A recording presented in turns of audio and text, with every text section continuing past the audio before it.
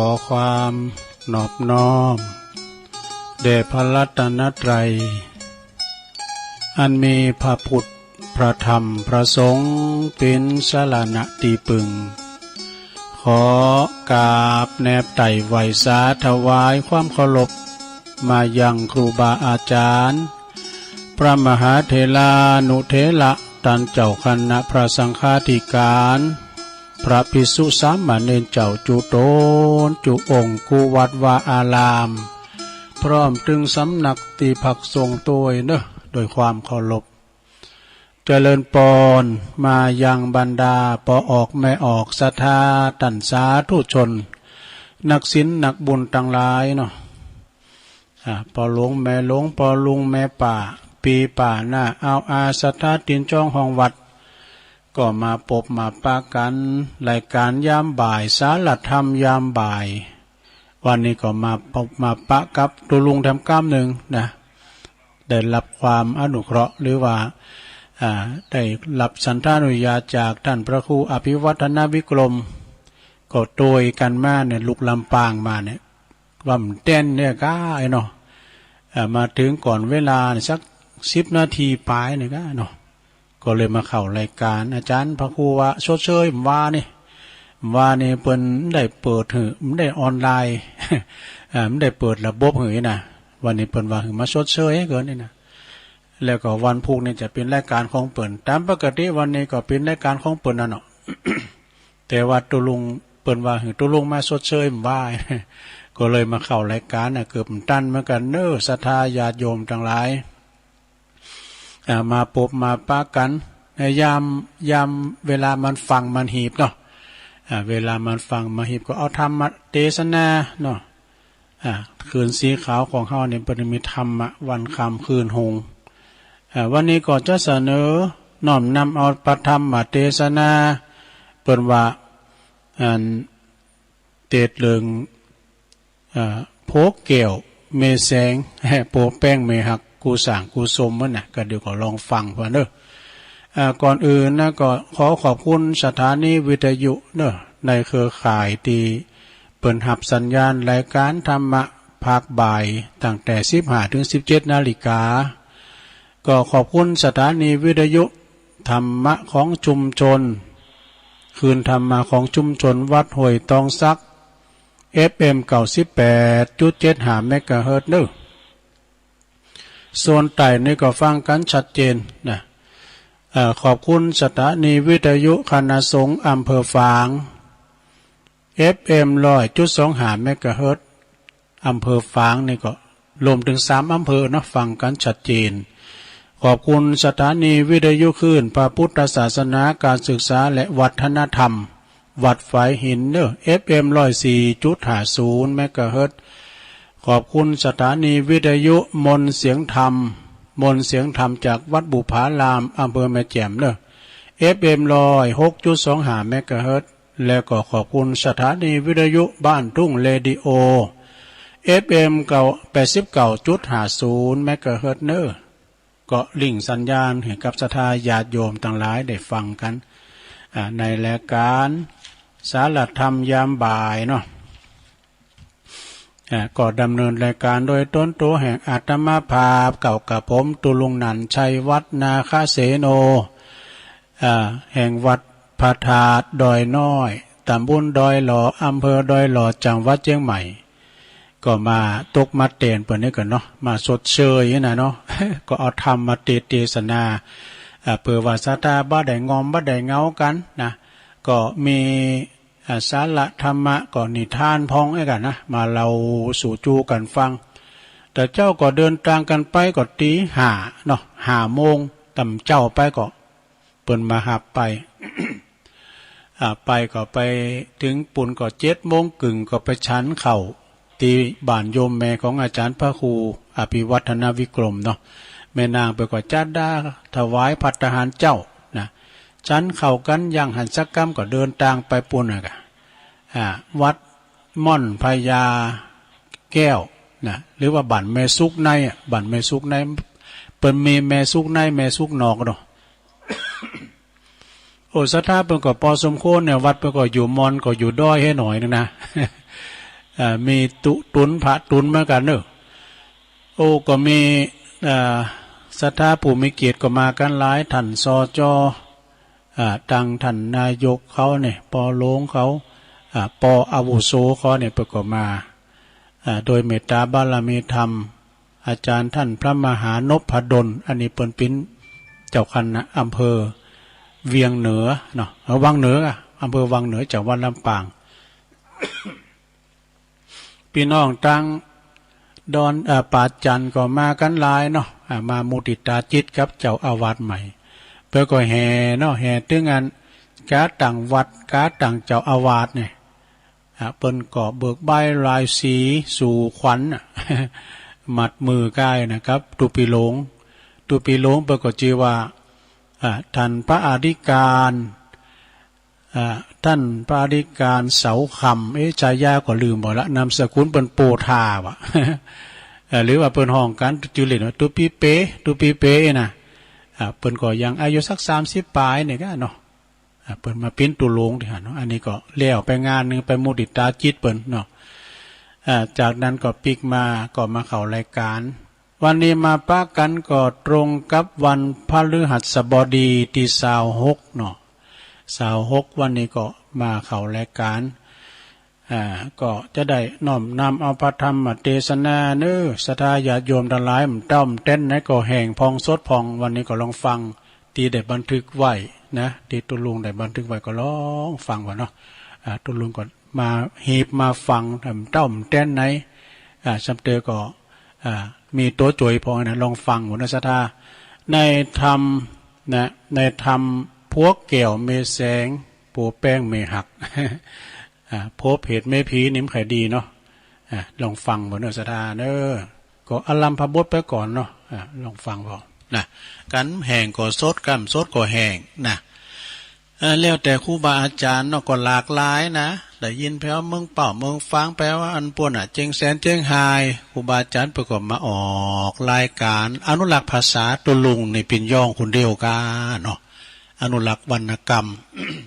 ภาษาก็สรรหานะทำกันบ้านปิ้นนาคุณขว้าดูตุลุงก็ว่าปิ้นการดีอย่างหนึ่งนะดีอย่างใดดูดีที่ว่าสมองมันปิ้นเสริมนะอ้ำใส่มือ มันได้คุณขว้าพัฒนาสมองตลอดมีนี่อย่างหนึ่งเนอะคือเฮาตื่นโตตลอดเวลาเฮาพอโทรศัพท์ก็กดไล่ไปตึงวันปิ้นการทบทวน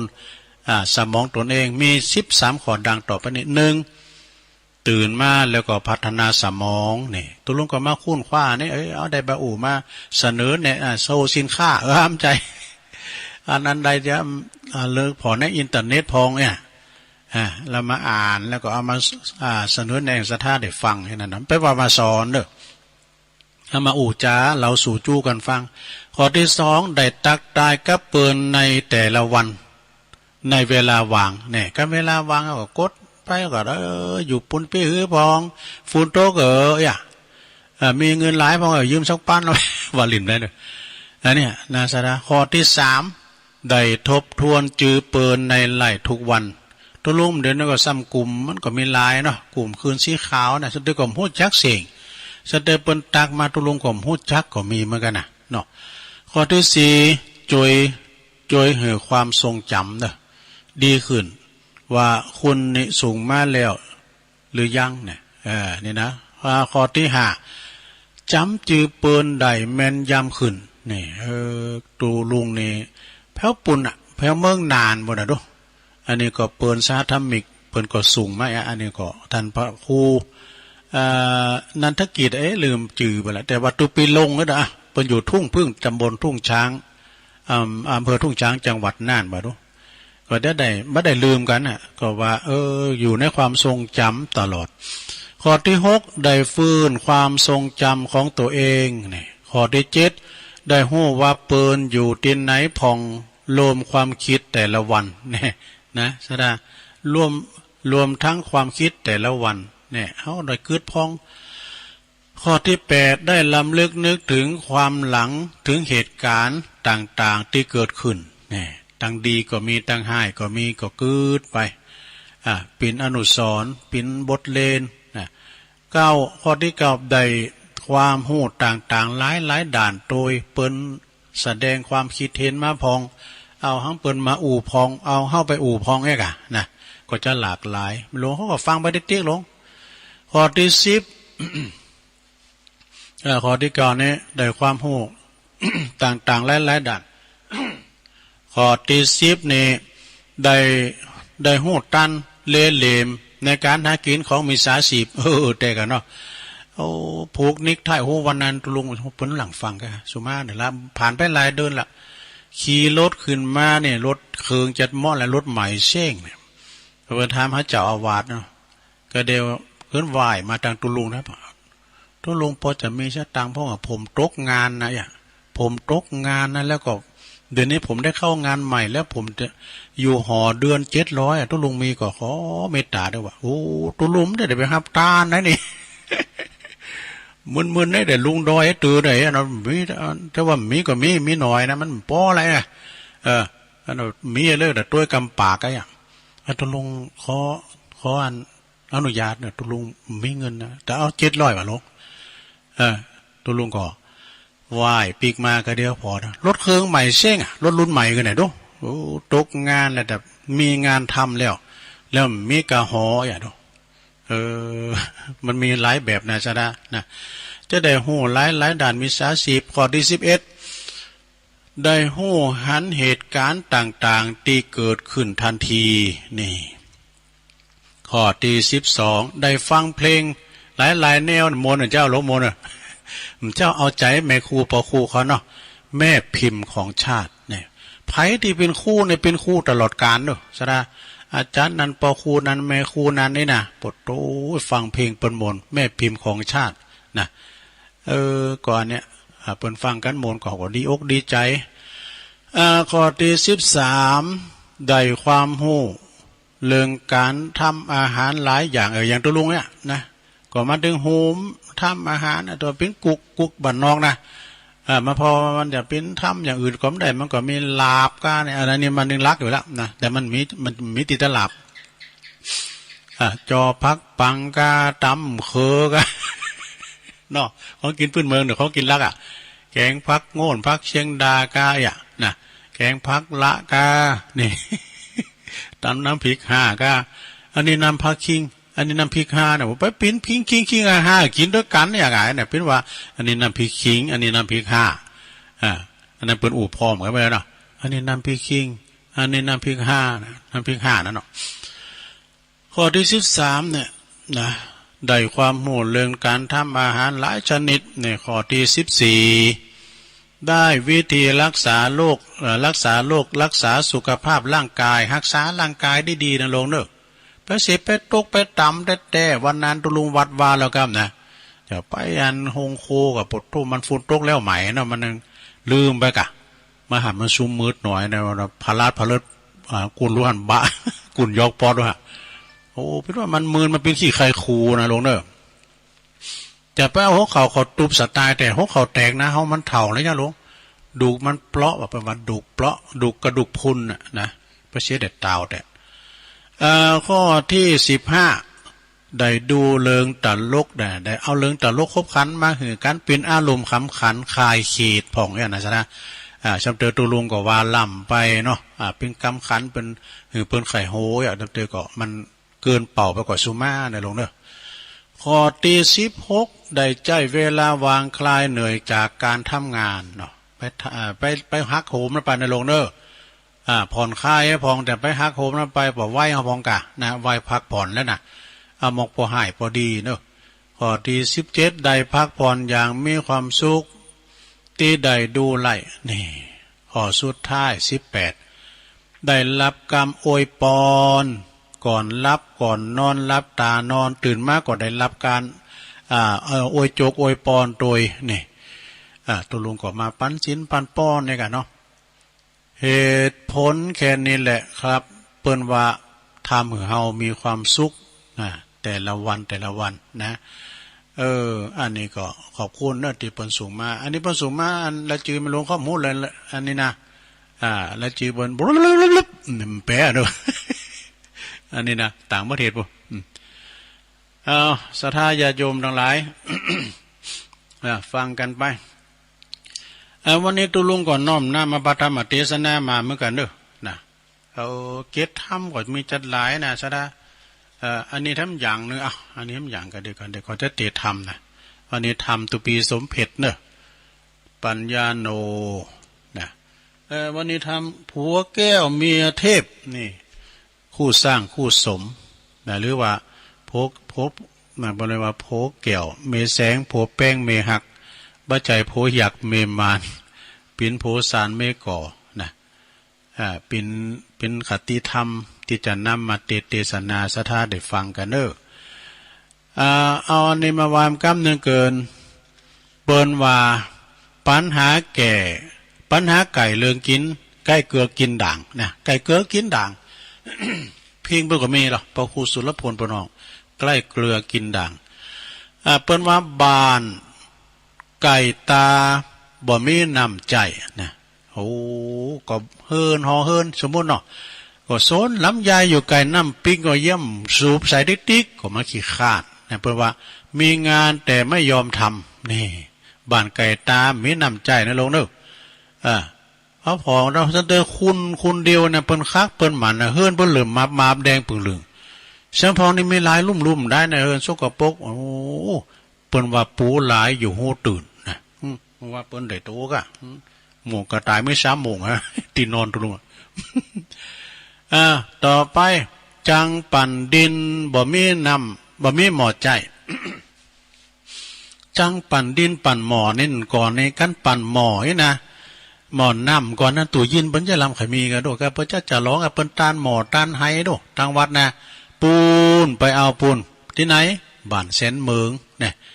บ้านแสนเมืองปวดบ้านปอกำนั้นวิวัฒน์ปันโยยอดครับบุญนะป่านพระอาจารย์เน้นหลักครับบุญนะเปิ้นปั่นหมอโลเปิ้นปั่นหมอน้ำเนี่ยถ้าขี่ไข้คูมันจับเลยนะมันยินนะสะท้ามันยินเนอะเวลาน้ำมันจืดไม่หน่อยนะมันโน้มันยินแล้วก็น้ำบวยนะน้ำบวยก่อนเนี่ยปโรพิตายปอมันหกเอาอันกะลาแล้วกระลงเป้าอันลงนะอันลงนะปโรเปิ้นก็ใส่กั้นจะดีแหละตัวลุงก็ห้อนเนาะบ่เลี้ยงควายมันก็ตักน้ำมากินกับน้ำบวยยมันนักทำเลยกินอิ่มแล้วปูโรเป็นว่าตกตัวโคตรอยู่ในน้ำบวยก็หลงงปโรซาตื้อน้ำบวยตื้อแลนขามาคือได้ไตขึ้นอันแข้งขาเขาอยู่เขาเราหุยนี่ปโรโกตกตัวลงจังปั่นดินบ่มีหมอใจเนี่ยก็หมายความว่าลูกหลานลูกศิษย์ก็ดีบ่ฮู้บุญฮู้กุลนี่ซะนะก็เลี้ยงใหญ่มันก้องให้ใหญ่แล้วมาปิ้นชักเก็บแมงป่องนะ ใหญ่มาปลดออกมาแป้ห่อแป้มานะเปิ้นว่าหยังฟังมันลึกมานะบ่านี่เอาไปฝากวัดได้แล้วเนี่ยเอาลูกไปฝากกับตัวลุงวันนี้ดีนะเอาของดีมาฝากนะของดีอย่างปอกก็ของดีลูกข้าเนี่ยกะ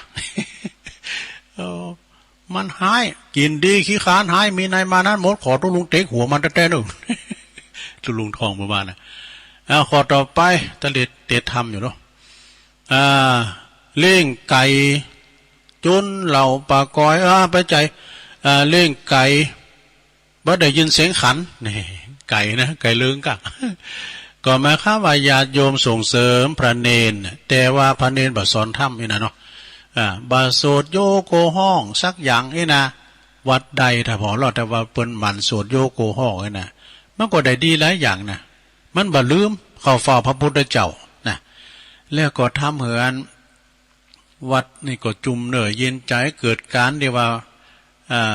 เกิดการเดียวว่ามาคนเดียวมันครูบาจรเนี่ยจันทรังสีน่ะเปิ้นอู่ว่ามันต้องไปไหนสวดมนต์ติ๊กๆเด้อมันจึงมาตามน้ำบุญนี่นะเนี่ยเทพบุตรเทวดาจะเกาะไก่มาเนาะสวดมนต์ติ๊กๆเปิ้นขาดสวดนะ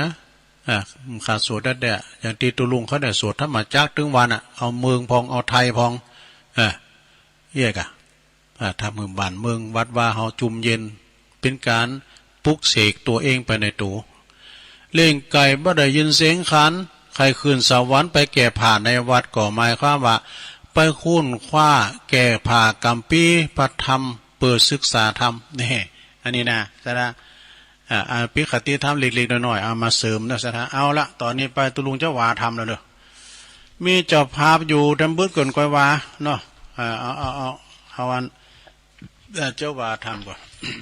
ธรรมของตุปีสมเพชรเป็นถวายผู้ก็ได้สอบธรรมตัวอุ้ยเข้ามาทำหลวงพ่อบุญปันนะว่าทำท่านพระครูอภิวัตนวิกรมว่านะเป็นตานมา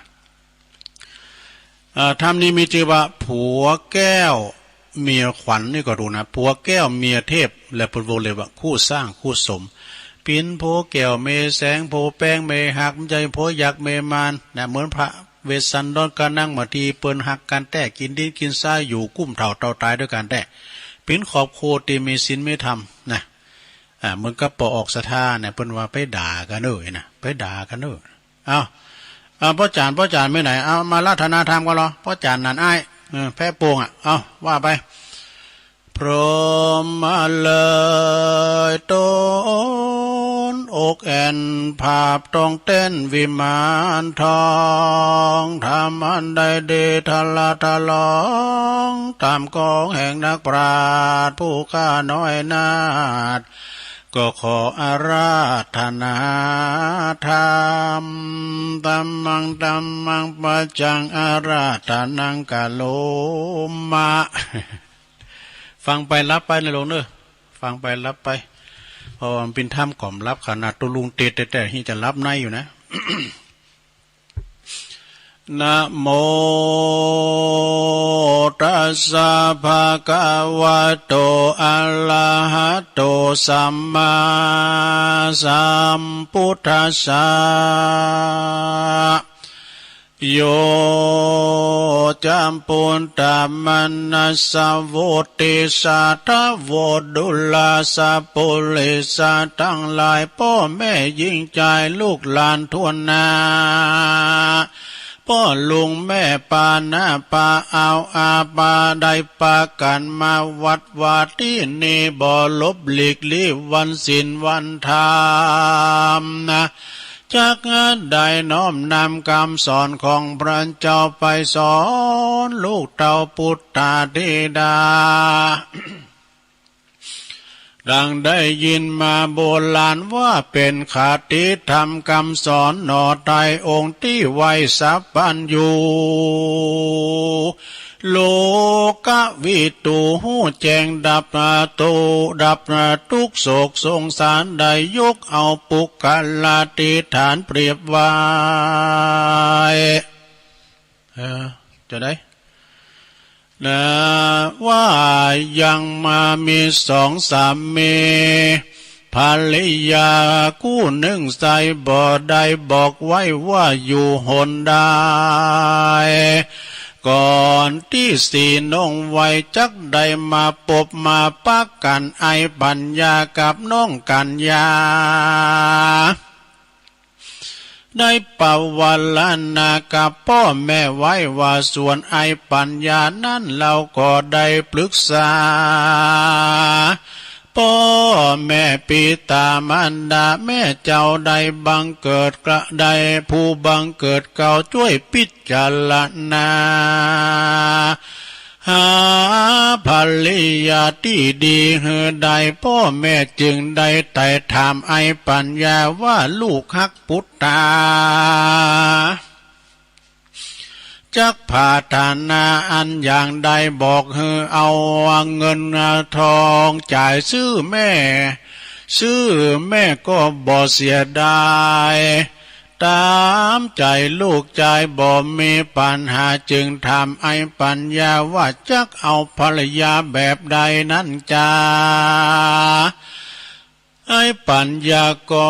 บอกเล่าเป็นจริงว่าใครใดแม่ยิงที่หุงเขา7 วันก็บ่เหม็นบ่เน่าบ่เหม็นสาบตาลาบทวน7 วันใครอันใดมาร่วมสัมพันธ์อยู่ด้วยกันร่วมห้องแม่ได้ยินแล้วก็ออกปากห้องว่ามันจะมีกาแม่หมดปัญญาจักหาหือใดตีนั้นใส่ไอปัญญาก็ได้แก้ไขปัญหาหือพ่อแม่ปิตาได้หูอยู่มาอยู่ไปบ่เมินบ่นานก็มีใจเจยบานชื่นจอยก็ไปพบใส่สาวน้อยชื่นน้องกัญญา มีรูปร่างหน้าตาผ่องผ้าสดใสผ่องแผ้วหัวอกฮ้อนแผ่วไปในกำลูกกุยไว้มันนาอกมันใจเหยียดเขียนไปเต็มใจจุดานในบ่ขี้ข้านการงานกวนน้องนงครานบ่กวนน้องนงครานมีผู้หักแล้วส่วนอันว่าน้องแก้วน้องกัญญาก็แบมือไปหาไอปัญญาเบาหน่อยว่าตัวข้าคอยยังบ่มีไผมาจองบ่มีเจ้าของเดิมอ่อนก่อนอันตั้งแต่วันนั้นถัดมาพ่อแม่นางกัญญาและไอปัญญาพ่อแม่น้องกัญญาและไอปัญญาก็มาจัดตกแต่งดามงคลสมรสแต่งงานตามฮิตโบราณประเพณีแบบเบาปัญหาน้องนาวกัลยาใครใดสามีกาแปงกาดมัวล้อมหัวจิตจานล้อมลัวล้อมรอบบานขัวเฮือนปอดตาและเจือนปัญญาเก่งกาเอาเสียมาขุดมีดพระมาถากทางยาขุดขุมแปะปลูกบ่าม่วงคาหนุนหมากหนุนหมากเกียงเมหันพร้อมเสียงพักกาดพักจีบอกว่าจะเป็นข้าวสาลีกุ๊กกล้วยอ้อยบอกว่าจะเป็นบาถั่วบาแปบบาน้อยพักแค่พักปังคืนไปหวันจองหอยพักปังย้อยอย่าเรียบดินซับป้าของกินบ่อึบอัญญาการอันนี้แหละคือกาดมัว7 วันของน้องกัญญาพี่อายปัญญาได้แปลงแต่งสร้างและนาปัญญาคงข้างไข่ใดภริยาเข้าของเจ้าปัญญาพาฐานนาเกิดไว้แม่ยิงนั้นใส่หุงเขาได้7 วันก็มาบ่อเหือบุตรเน่ามันเป็นนาอาสาจันแม่สีแพรพันน้องกัลยาน้องทายปฏิบัติใดจุอันครวมมาทวน7 ผิวพันวันนะพุทธผ่องผิวใสปฏิบัติถูกต้องตามกองธรรมบ่ใจดำกำเศร้าบ่จมบ่แจ้งโคตรเงาผัวตนบ่เป็นคนบาราปาบ่เป็นคนปาลาถอยจะมีศีล5 กับตัวหน้าตีเฮือนครัวแยกกันหนึ่งเขาปฏิบัติผัวเจ้าเขาลบยำเกรงบ่ข่มเหงปากกาเมตาเมตานาใครหัววางตนวางตัวถูกที่เฮือน3 น้ำ 4ของน้องกัญญา7 วันผ่านมาก็บ่อบูดก็บ่อเน่าก็มีด้วยอย่างตีกล่าวมานี่แหละนาส่วนว่าไอปัญญาก็ตั้งอยู่ในธรรมข้อที่1อุทานสัมปทาถึงพร้อมโดยความหมั่นขยันขันแข็งข้อที่2นั้นก็อันลาคาสัมปทาสาลีกัลยาสุพันน้องนาวรักษาพอเฝ้าทรัพย์สินเงินทองสมบัติเขาของหิมาหาได้หูจักใจจ่ายบุญกินบุญทานไว้พยาบาลเจ็บป่วยเมื่อยคายข้อที่3นั้นกัลยาณมิตรตาเลือกคบหาแต่คนดีเอาไว้คนเง่าใบปาลาอย่าได้ไปสู่ไปหาอย่าไปสู่หาถึงบ้านคนขี้ข้านการงานคนอันตรพานกินสุราไอน้ำลาวบ่ฮู้ว่าไว้พระเจ้าพระสงฆ์องค์เน้นไว้พระเน้น ไหวพระก็บ่เป็นเกณฑ์ขอนเกณฑ์ก็บ่ถูกฟังธรรมร้อยผูกก็บ่เข้าใจข้อที่สี่นั้นแถมเล่าแถมในสัมมานาชีวิตาเลี้ยงคาบจีวาบ่นักบ่น้อยองค์พระยอดซอยว่ามัชชิมาตามอัตตาหิมหาไดโบราณสอนไว้กินก็ฮือปอต้องย่องก็ฮือปอตัวชีวิตครอบครัวก็จักเจริญก้าวหน้าจะไปตีกองแข่งฟ้าจะไปขี่ม้าแข่งตะวันจะไปเล่นการพนันพายถั่วและก็การพนันเล่นพายต่างชวนไล่ชิบหายอย่าไปกายเข้าไกลก็จักได้สุขสบายใจบ่เป็นนิพภัยทุกใจมันเศร้าทุกคำเจ้าละแน่นอนแลนาพ่อออกแม่ออกศรัทธาหนุ่มสาวเบาเท่าฟังแล้วเล่าพิจารณาปัญญาไอ้ปัญญาน้องกัญญานาหนุ่มสาวแบบเบานบร้อมเก่าปิตามารดาใครได้ภรรยาสามีแบบคาแนบคางบอกเล่าปรึกษาวาจากล่าวอ้างตึงสองฝ่ายข้างยิ่งใจนับถือเรือหลายพ่อแม่เป็นเจ้าไอ้ปัญญาน้องกัญญาทั้งสองลูกดาวอยู่ดีกินดีเป็นสักเป็นสี่วงวันพี่น้องบอดทุกโศกตรองโศกีบ่มีผัวปีเมียเพศเป็นผัวแก้วเมียเทพเทวดารักษามาคุ้มทวัดมีลูกเต้าก็มีศีลมีธรรมบุญจักนำปกปักรักษาดังเทศนามาก็แล้วเท่านี้นี่ที่ต่างขียาอันเก่าทำผัวแก้วเมียเทพกูสร้างกูสมก็บังกมสมเรสดิตสาธุสาธุสาธุจบลงไปศรัทธาญาติโยมทั้งหลายผัวแก้วเมียแสงคู่สร้างคู่สมเนอะปินมรดกธรรมบอกกันว่าผัวแก้วเมียแสงผัวแป้งไม่หักอันนี้เป็นคู่สร้างคู่สม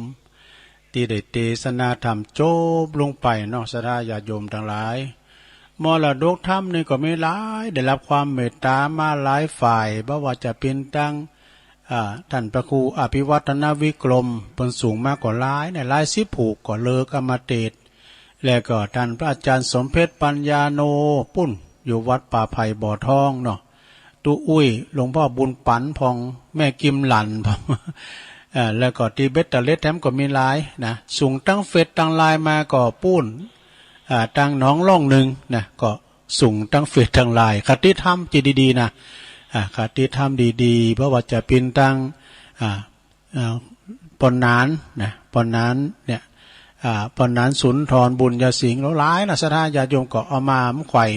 อันที่มันอยากตุลุงก็ไม่ได้เอามาอู่เพราะว่าจำเติมมันสารับซับซ้อน เอาที่มันง่ายๆนะเนาะนิทงนิทานพองนิทานก็ได้รับความเมตตาจากตุปิโลนท่านพระอาจารย์เจริญโชติธรรมโมพูนเมืองฝางนะ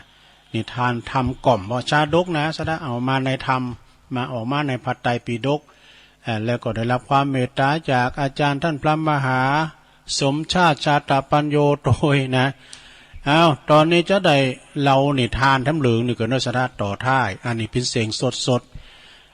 มีชื่อว่าติริติวัชชาดกบุญคุณต้องทดแทนนี่ศรัทธาญาติโยมทั้งหลายบุญคุณนี่ต้องทดแทน ถ้าว่าไผมีบุญมีคุณต่อเฮากานี่เฮาก็ทดแทนเนาะทดแทนให้กับศรัทธาญาติโยมเวลาโดยเฉพาะก็ทดแทนบุญคุณของพ่อของแม่ก็ดีของแผ่นดินของพระราชานะเจ้าคนนายคนที่เปิ้นอุปการะเฮาก็ทดแทนเปิ้นเนาะบุญคุณต้องทดแทนณเชตวันวิหารเนอะพระพุทธเจ้า เปิ้นตรัสชาดกเรื่องนี้เปอเราถึงเรื่องของพระอานนท์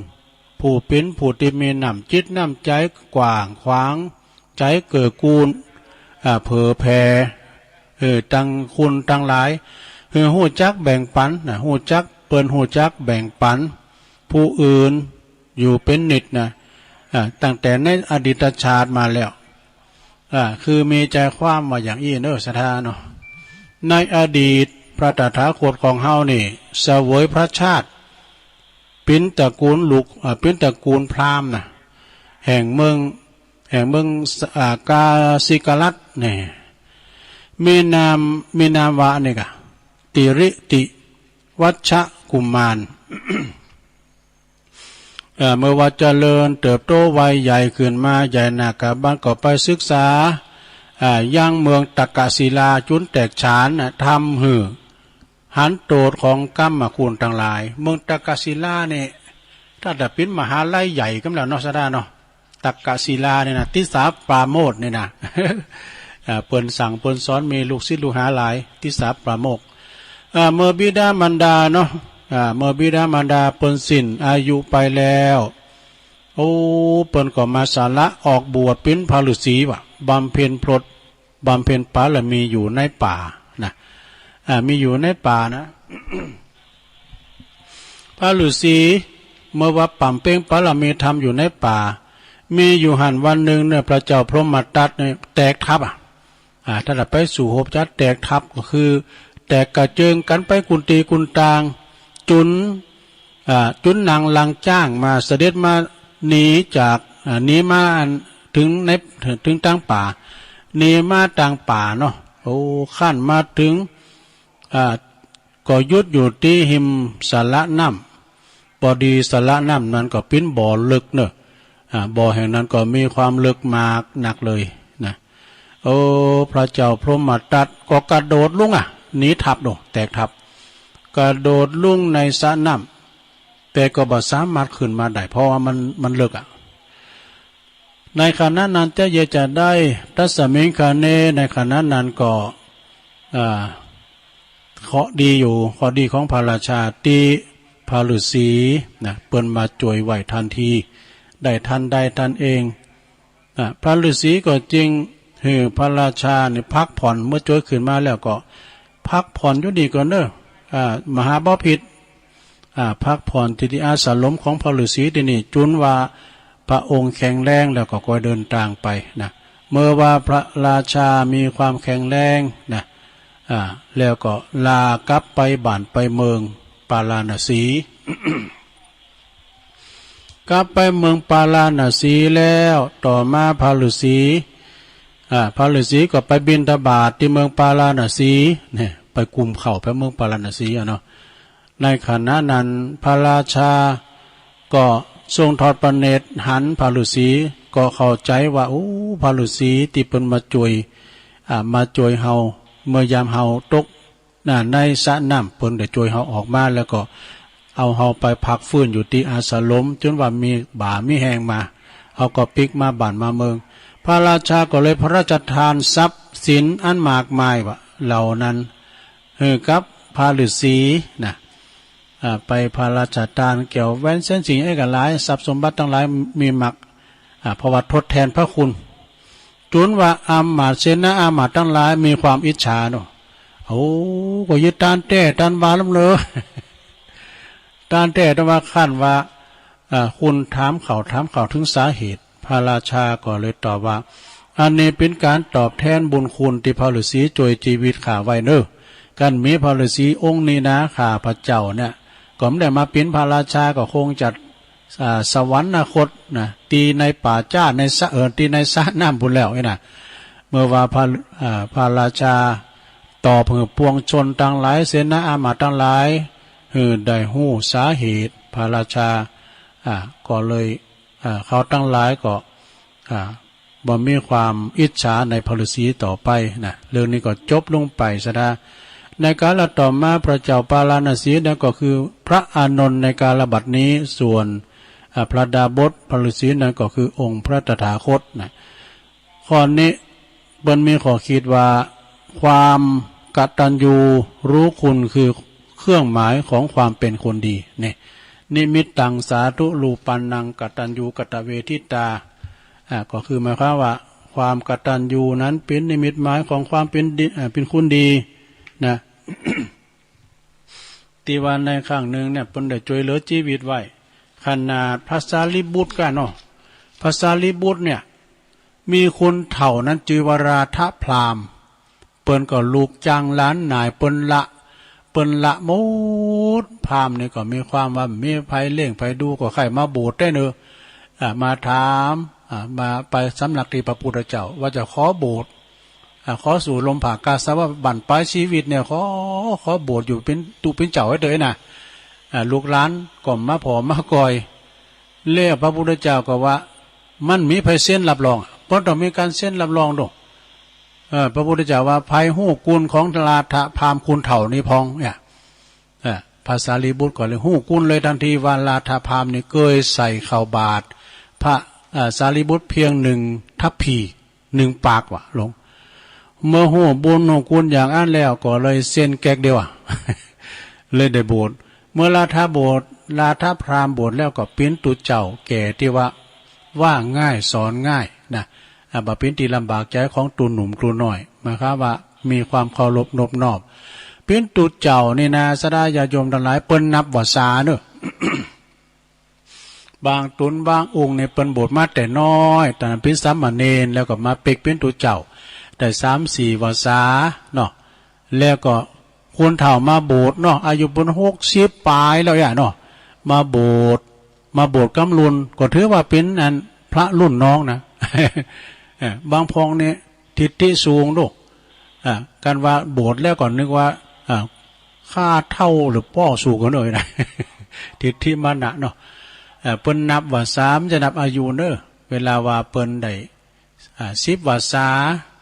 หรือว่าได้2 วาษาเฮากำลังบุญมาได้วาษาเดียวก็ถือว่าเป็นตุลุนน้อง เนาะศรัทธาเปิ้นนับกันอย่างอี้นะเป็นตุเป็นเจ้าเป็นตุเป็นสงฆ์แต่ว่าเฮามาโบสถ์รุ่นเปิ้นก็ถือว่าเป็นพระรุ่นน้องก็ต้องเคารพนบน้อมเปิ้นนะวันตาน้อยเปิ้นเด้อศรัทธาถึงแม้ว่าเปิ้นจะหนุ่มน้อยก็ตามเด้อนับอายุวาษากันไปเนาะนี่ก็จบลงไปเด้อศรัทธาลาทะพราหมณ์นะแล้วก็นิทานธรรมเล็กๆน้อยๆเอามาเล่าสู่จู้กันฟังเจ้าก็เทศน้ำเทศธรรมก็เป็นโตจุยเนอะศรัทธาเนาะ ที่เป็นเทศเจ้าก็เอามาเทศแรงพองเอกนะเวลาว่าตุลุงเสาะหาในบ่ได้ไหนก็แหล่งวัตถุดิบมันจะมีคูณพอเนาะก็ฟังได้อยู่ศรัทธาเนาะก็ฟังได้ย้อนเตตุก็มาเจ้าก็นึกว่ามันตันแล้วนะ อุทันสมัยเนาะนึกว่ามันตันแล้วนะก่อนเวลา10 กว่านาทีดูศรัทธาแต่ถึง3 โมงแล้วนี่ก็เลยมีกดสหาตัวจุ๋ยหน่อยเนาะตอนนี้ก็ตุลุงใต้รายการนี่ก็จะลองเปิดสายสัก2-3 สายแล้วก็ถึง4 โมงก็จะหยอบย่างกินน้ำกินทาเตียวไปเตียวมาก็เดียวก็มาเข้าช่วงที่2ก็4 โมงปลายอาจจะได้เสาะนิทานธรรมมาเล่าสู่จู้กันฟังให้กับพี่น้องศรัทธาญาติโยมทั้งหลาย ตีได้ฟังกันตั้งบ้านตั้งจองเนาะนิทานธรรมก็มีอยู่นะแล้วก็เก็ตความในคติธรรมในเน็ตก็มีอยู่นะเอามาเล่าให้ศรัทธาญาติโยมทั้งหลายได้ฟังกันลองเช็คคืนเช็คซ้ายสักน้อยจะมีคุณฟังอยู่ก็แฮ่089-955-6506 ลองมาขอกำลังใจกับปอออกไม่ออกศรัทธาญาติโยมทั้งหลายสักสาย2 สายเนาะว่าฟังอยู่เนอะก็ว่าไปโซหาเฮ็ดมีแต่กาแดดแฉลนี่เนาะฝนตกซ้ำนี่ แต่ว่าไปทางงานบุญในจุ่มยินเนอะฝนนี่จะตกอยู่เนอะตังลำปางเจ้านะเจริญปอนเจริญปอนลุงแม่ทองเจ้าแม่ทองสันป่าแดงเนาะเจ้าฟังอยู่เนอะเมืองฝางเนาะสันป่าแดงทำหวนแต่หนุ่มแกทำอันคู่สร้างคู่สมเนี่ยหวนแต่งานของหวนเป็นกำลังใจทุกลุงเด้อขอบคุณแม่ทองหลายๆเด้อเมืองฝางเนาะไป ป่าแดงสันป่าแดงฝังสาธุสาธุมาพิสายแหลกก่อนนึกว่าเพิ่นฟังกันก็เจริญปอนนั่นแหละคนอารมณ์ดีมาแล้วแม่จันสมเจ้าอย่างฟังแกสมมณีจัก2 โมงนี่ก็ตึงฟังอย่างอื่นแท้ละหลวงพ่อว่าท่านพระอาจารย์พระครูว่าตุ้ลุงไปชดเชยป่ะเนี่ยว่านี่ลืมเปิดระบบให้ตุ้ลุงเต๊ะทำได้ผูงเต๊ะทำฟรีๆว่านะเลยมาชดเชยหรอเจ้าแปลว่าลูกลำปางมาตะกี้อะไรเนาะก็คือว่ามันเต้นนะดูเหลือเวลา10 นาทีไปก็เลยมาเข้ารายการนี่กะเนาะเปิดชดเชยแล้วก็เปิดบ่หือสัตว์ได้งอม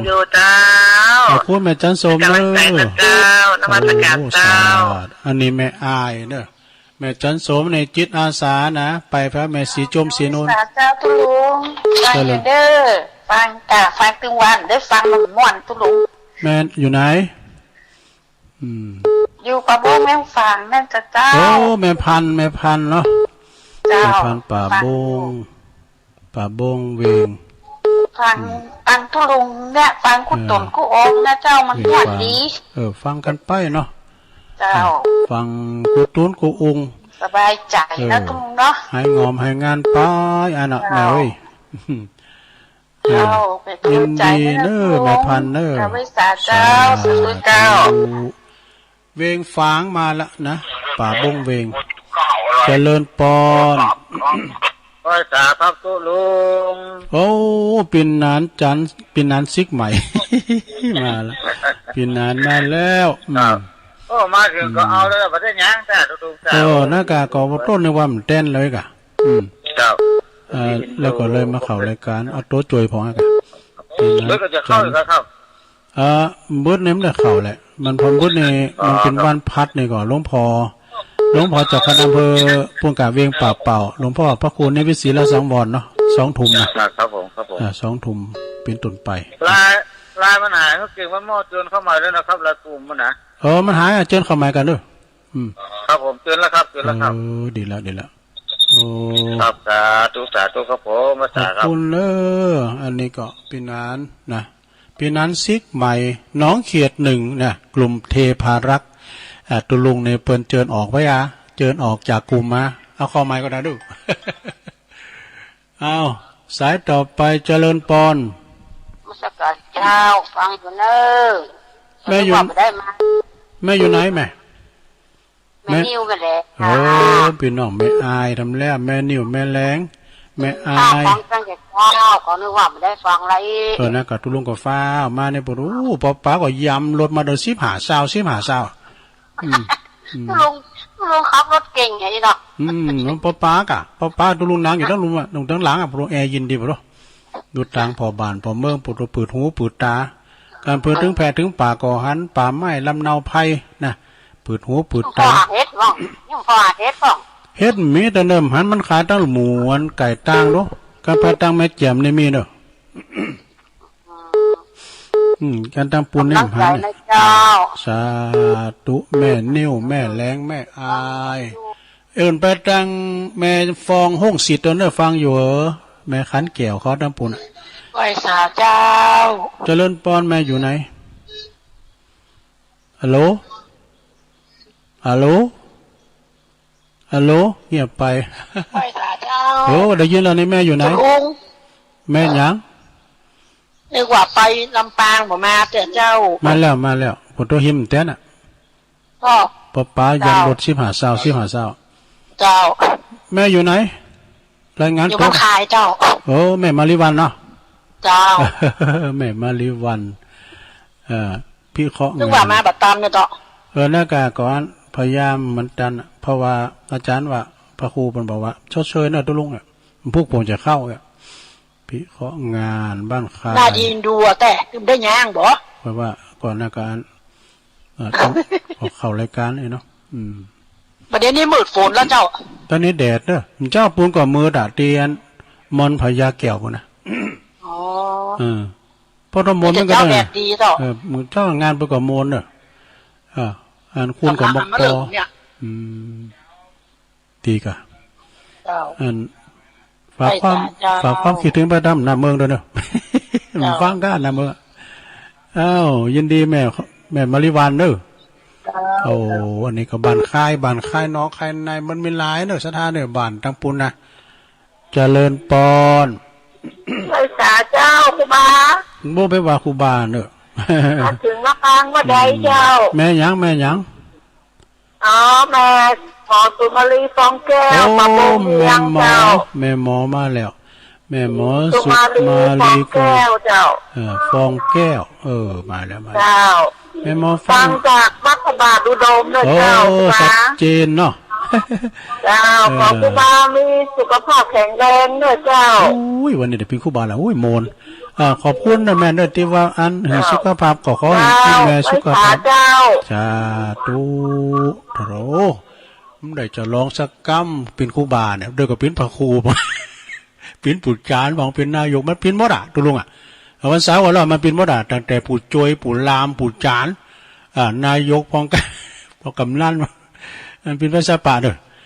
วันเสาร์นี่ก็จะเตรียมทำสืบชะตานะลงเด้อสืบชะตาเห็นกับอาจารย์เน้นหลักโดยน้องเจแล้วก็โลมกันหมดอ่ะเนาะ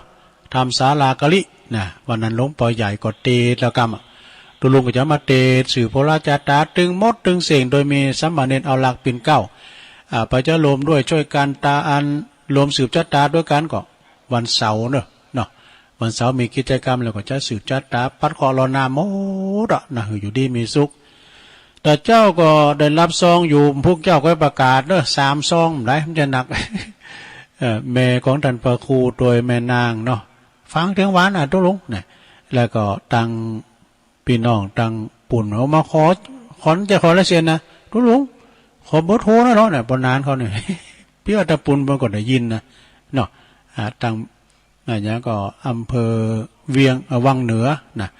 บ้านแม่ซุกปก็ไม่ใหญ่บ้านแม่ซุกนอกบ้านแม่ซุกในเนาะพอจานปก็กล่าวต้านจัดดีเอาไอ้กำกับนอสดาเนาะตุลุงยอบย่างให้ก่อนก็เดี๋ยวก็มาฟังกันแถมเนาะช่วงที่2เดี๋ยวตุลุงก็จะมาเข้ารายการช่วงที่2กันต่อไปเนาะเจริญปอนกันเด้อ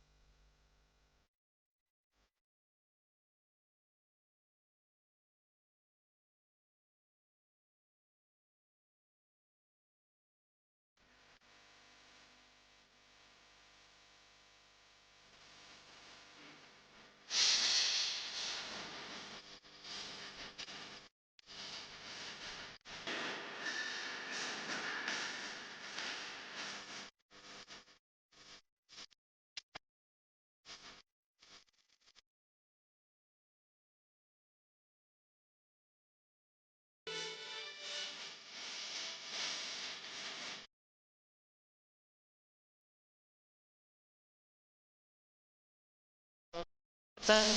เบื่อรำไรฟังว่า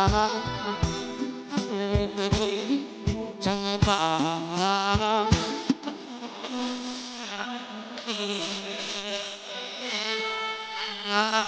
สนธยาพระกายาในกันน้องลงไปคิดจังต้องบ้อง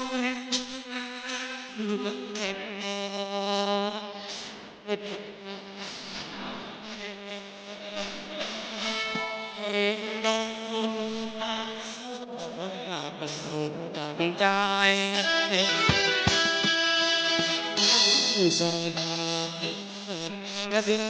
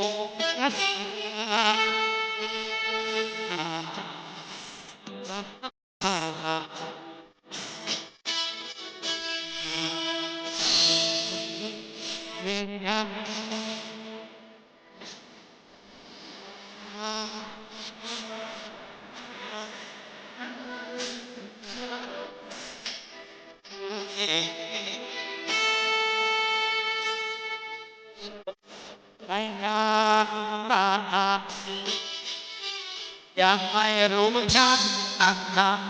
นักเอกราเอกรา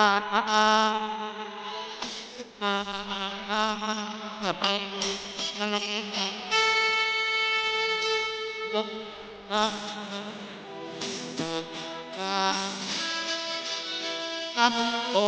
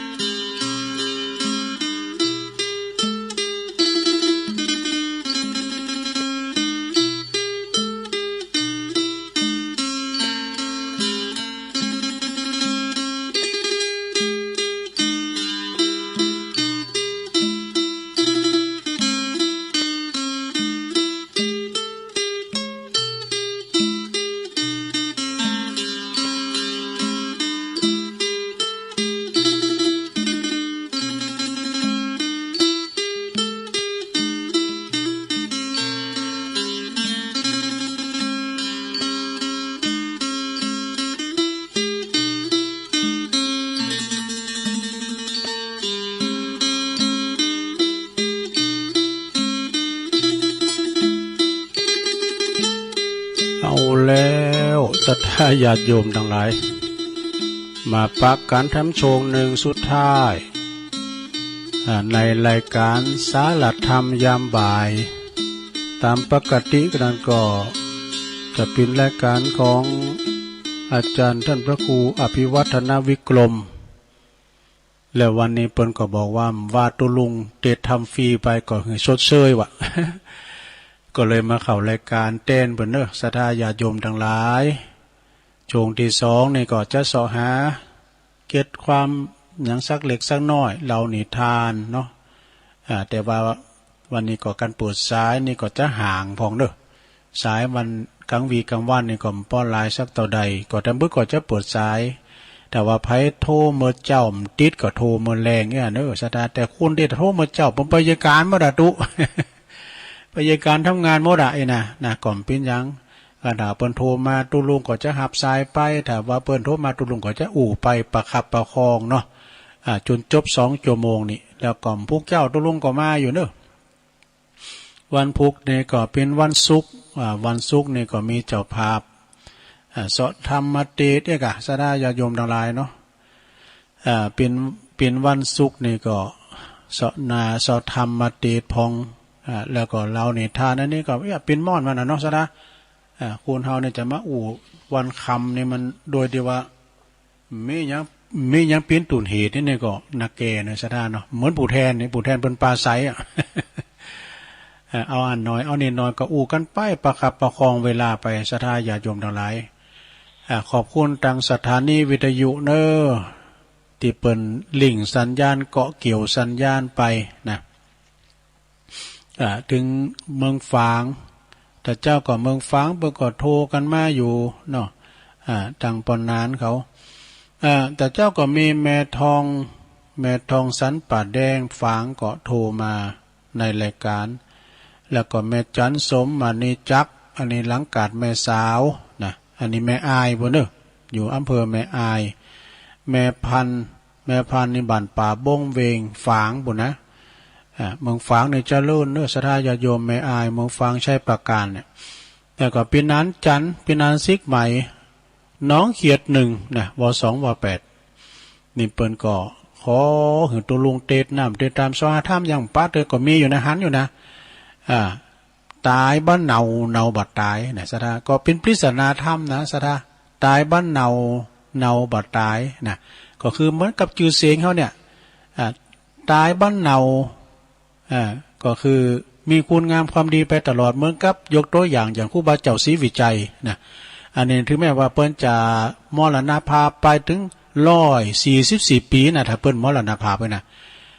เฮาหันหูเปิ้นที่นะยังไหวตกเฮแนมได้นะเก็บมาเลนเขาเปิ้นกุลุนนะการทำเลนมาได้เนี่ยเสียงหมดอ่ะซะนะเนาะศักดิ์สิทธิ์แต่นะอันนี้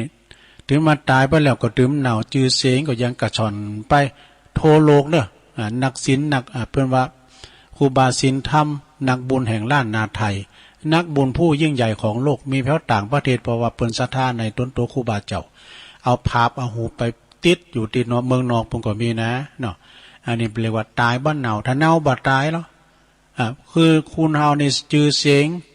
บ่ค่อยดีเน่าตะเมยย่ำตายแต่บนเราลือซากันเนี่ยนะอันนี้ก็เปรียบเทียบแบบง่ายๆเนาะแล้วก็มีแม่นิ้วแม่แหลงแม่อายนี่ก็ฟังนะแม่สีโนนสีจมเขาพูดนะแม่อายก็ฟังกันหลายแล้วก็แม่มาริวันพี่ข้องงานอันนี้อยู่บ้านคายนะบ้านคายก็พี่น้องตุลุงก็หลายแต่บ่ว่าจะเป็นตั้งสันตุนมือก็นี่ว่าในทรายแดงก็โทรมาได้บ้านทรายแดงก็ไก่สันปอสันลุ่มจอยนะมันมีหลายสันนะสันตุนมือเนี่ยพดไปตังพี่ไอหงยนเขาพี่ไอหงยนเนี่ยผมน่ะเสียวเดียวกันดมหนาวัดดุตังพี่ไอหงยนนะตังห้องหาน้อยมีห้องหาน้อยห้องหาโลงเนาะโพดไปตังแม่ปูนบันห่างต่ำก็นี่หน้าทิ้นหน้าพันหน้าคำหน้าตุ้มก็อูนะก็มีหลายแล้วก็ปอเล่งมอนเขาดูนะแม่อนงก็แม่ยังก็แม่นงแม่ยังก็ปอเล่งมอนเขาเนี่ยปนธุรกิจตั้งหนำตั้งห่างต่ำปุ่นนะ หลายก่อนแล้วคุณปีหลายน้องหนักเนื่องกันว่าไปนี่ก็หูจักกันก่อนนี้ไปพักอยู่บ้านปอลงกู้ดู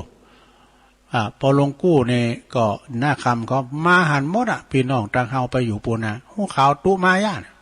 เปิดก็ไปอู่กันแห่นเด็กเหมือนกันเนอะสมัยตุลุงขาดมีอยู่นะเนาะแล้วก็แม่หมอสุมาลีฟองแก้วอันนี้ก็ฟังตลอดเนอะบนห้องตุลุงคูบาว่าโอ้เขาสุมาเนอะตอนนี้ไปตุลุงก็จะได้เราอันนี้ทำกล้ามหนึ่งเนาะเรา สิ่งละอันพันละน้อยไปเนาะกำบักเก่ากำซ้อนบักเก่าเนี่ยเปิ้นว่าหมดงามนี่มักมันหมูน่ะหมดงามในสดาญาโยมมันมีในธรรมเมื่อก่อนเนี่ยมีพญาหมดงามนี่หมดงามมีในธรรมนะหมดงามนี่มันมักอย่างผมก่อนนี่เปิ้นขูดเป้าเนาะเอาโกงเป้าว่าเฮมได้ดูมันดึงมันมาตอมมันมักศัตรูเนี่ยมักใส่โตดเนี่ยภัยสดาญาโยมไปที่ไหนก็ตามเนอะถ้าว่าไปเนี่ยไปหาศัตรูเนอะไปหามิตรเนี่ยเพราะว่าหมาเข้าไว้ลายเมืองไปบ้านนั้นเปิ้นก็ฮู้จักเฮาเนาะไปนอนไปกินหันใดเพราะว่าเปิ้นไว้วางใจจะไปสั่งศัตรูไปสั่งโตดเพราะว่าศัตรูมักใส่โตดนี่แล้วก็คุณขี่โคดนี่มักเสียของกอดแต้กะคุณโคดคุณเกตมานะมันหยังกันปะลือปือปลาในน้ำตุ่นก็คอฮักบุเนาะ มันจะเอาตูปเอาขวางเนาะเป็นว่าคนขี่โคดโทสักขินะคือไฟดอกไฟเผาผลาญจิตใจเฮาคนขี่โคดนี่จะแก่เว้ยนะ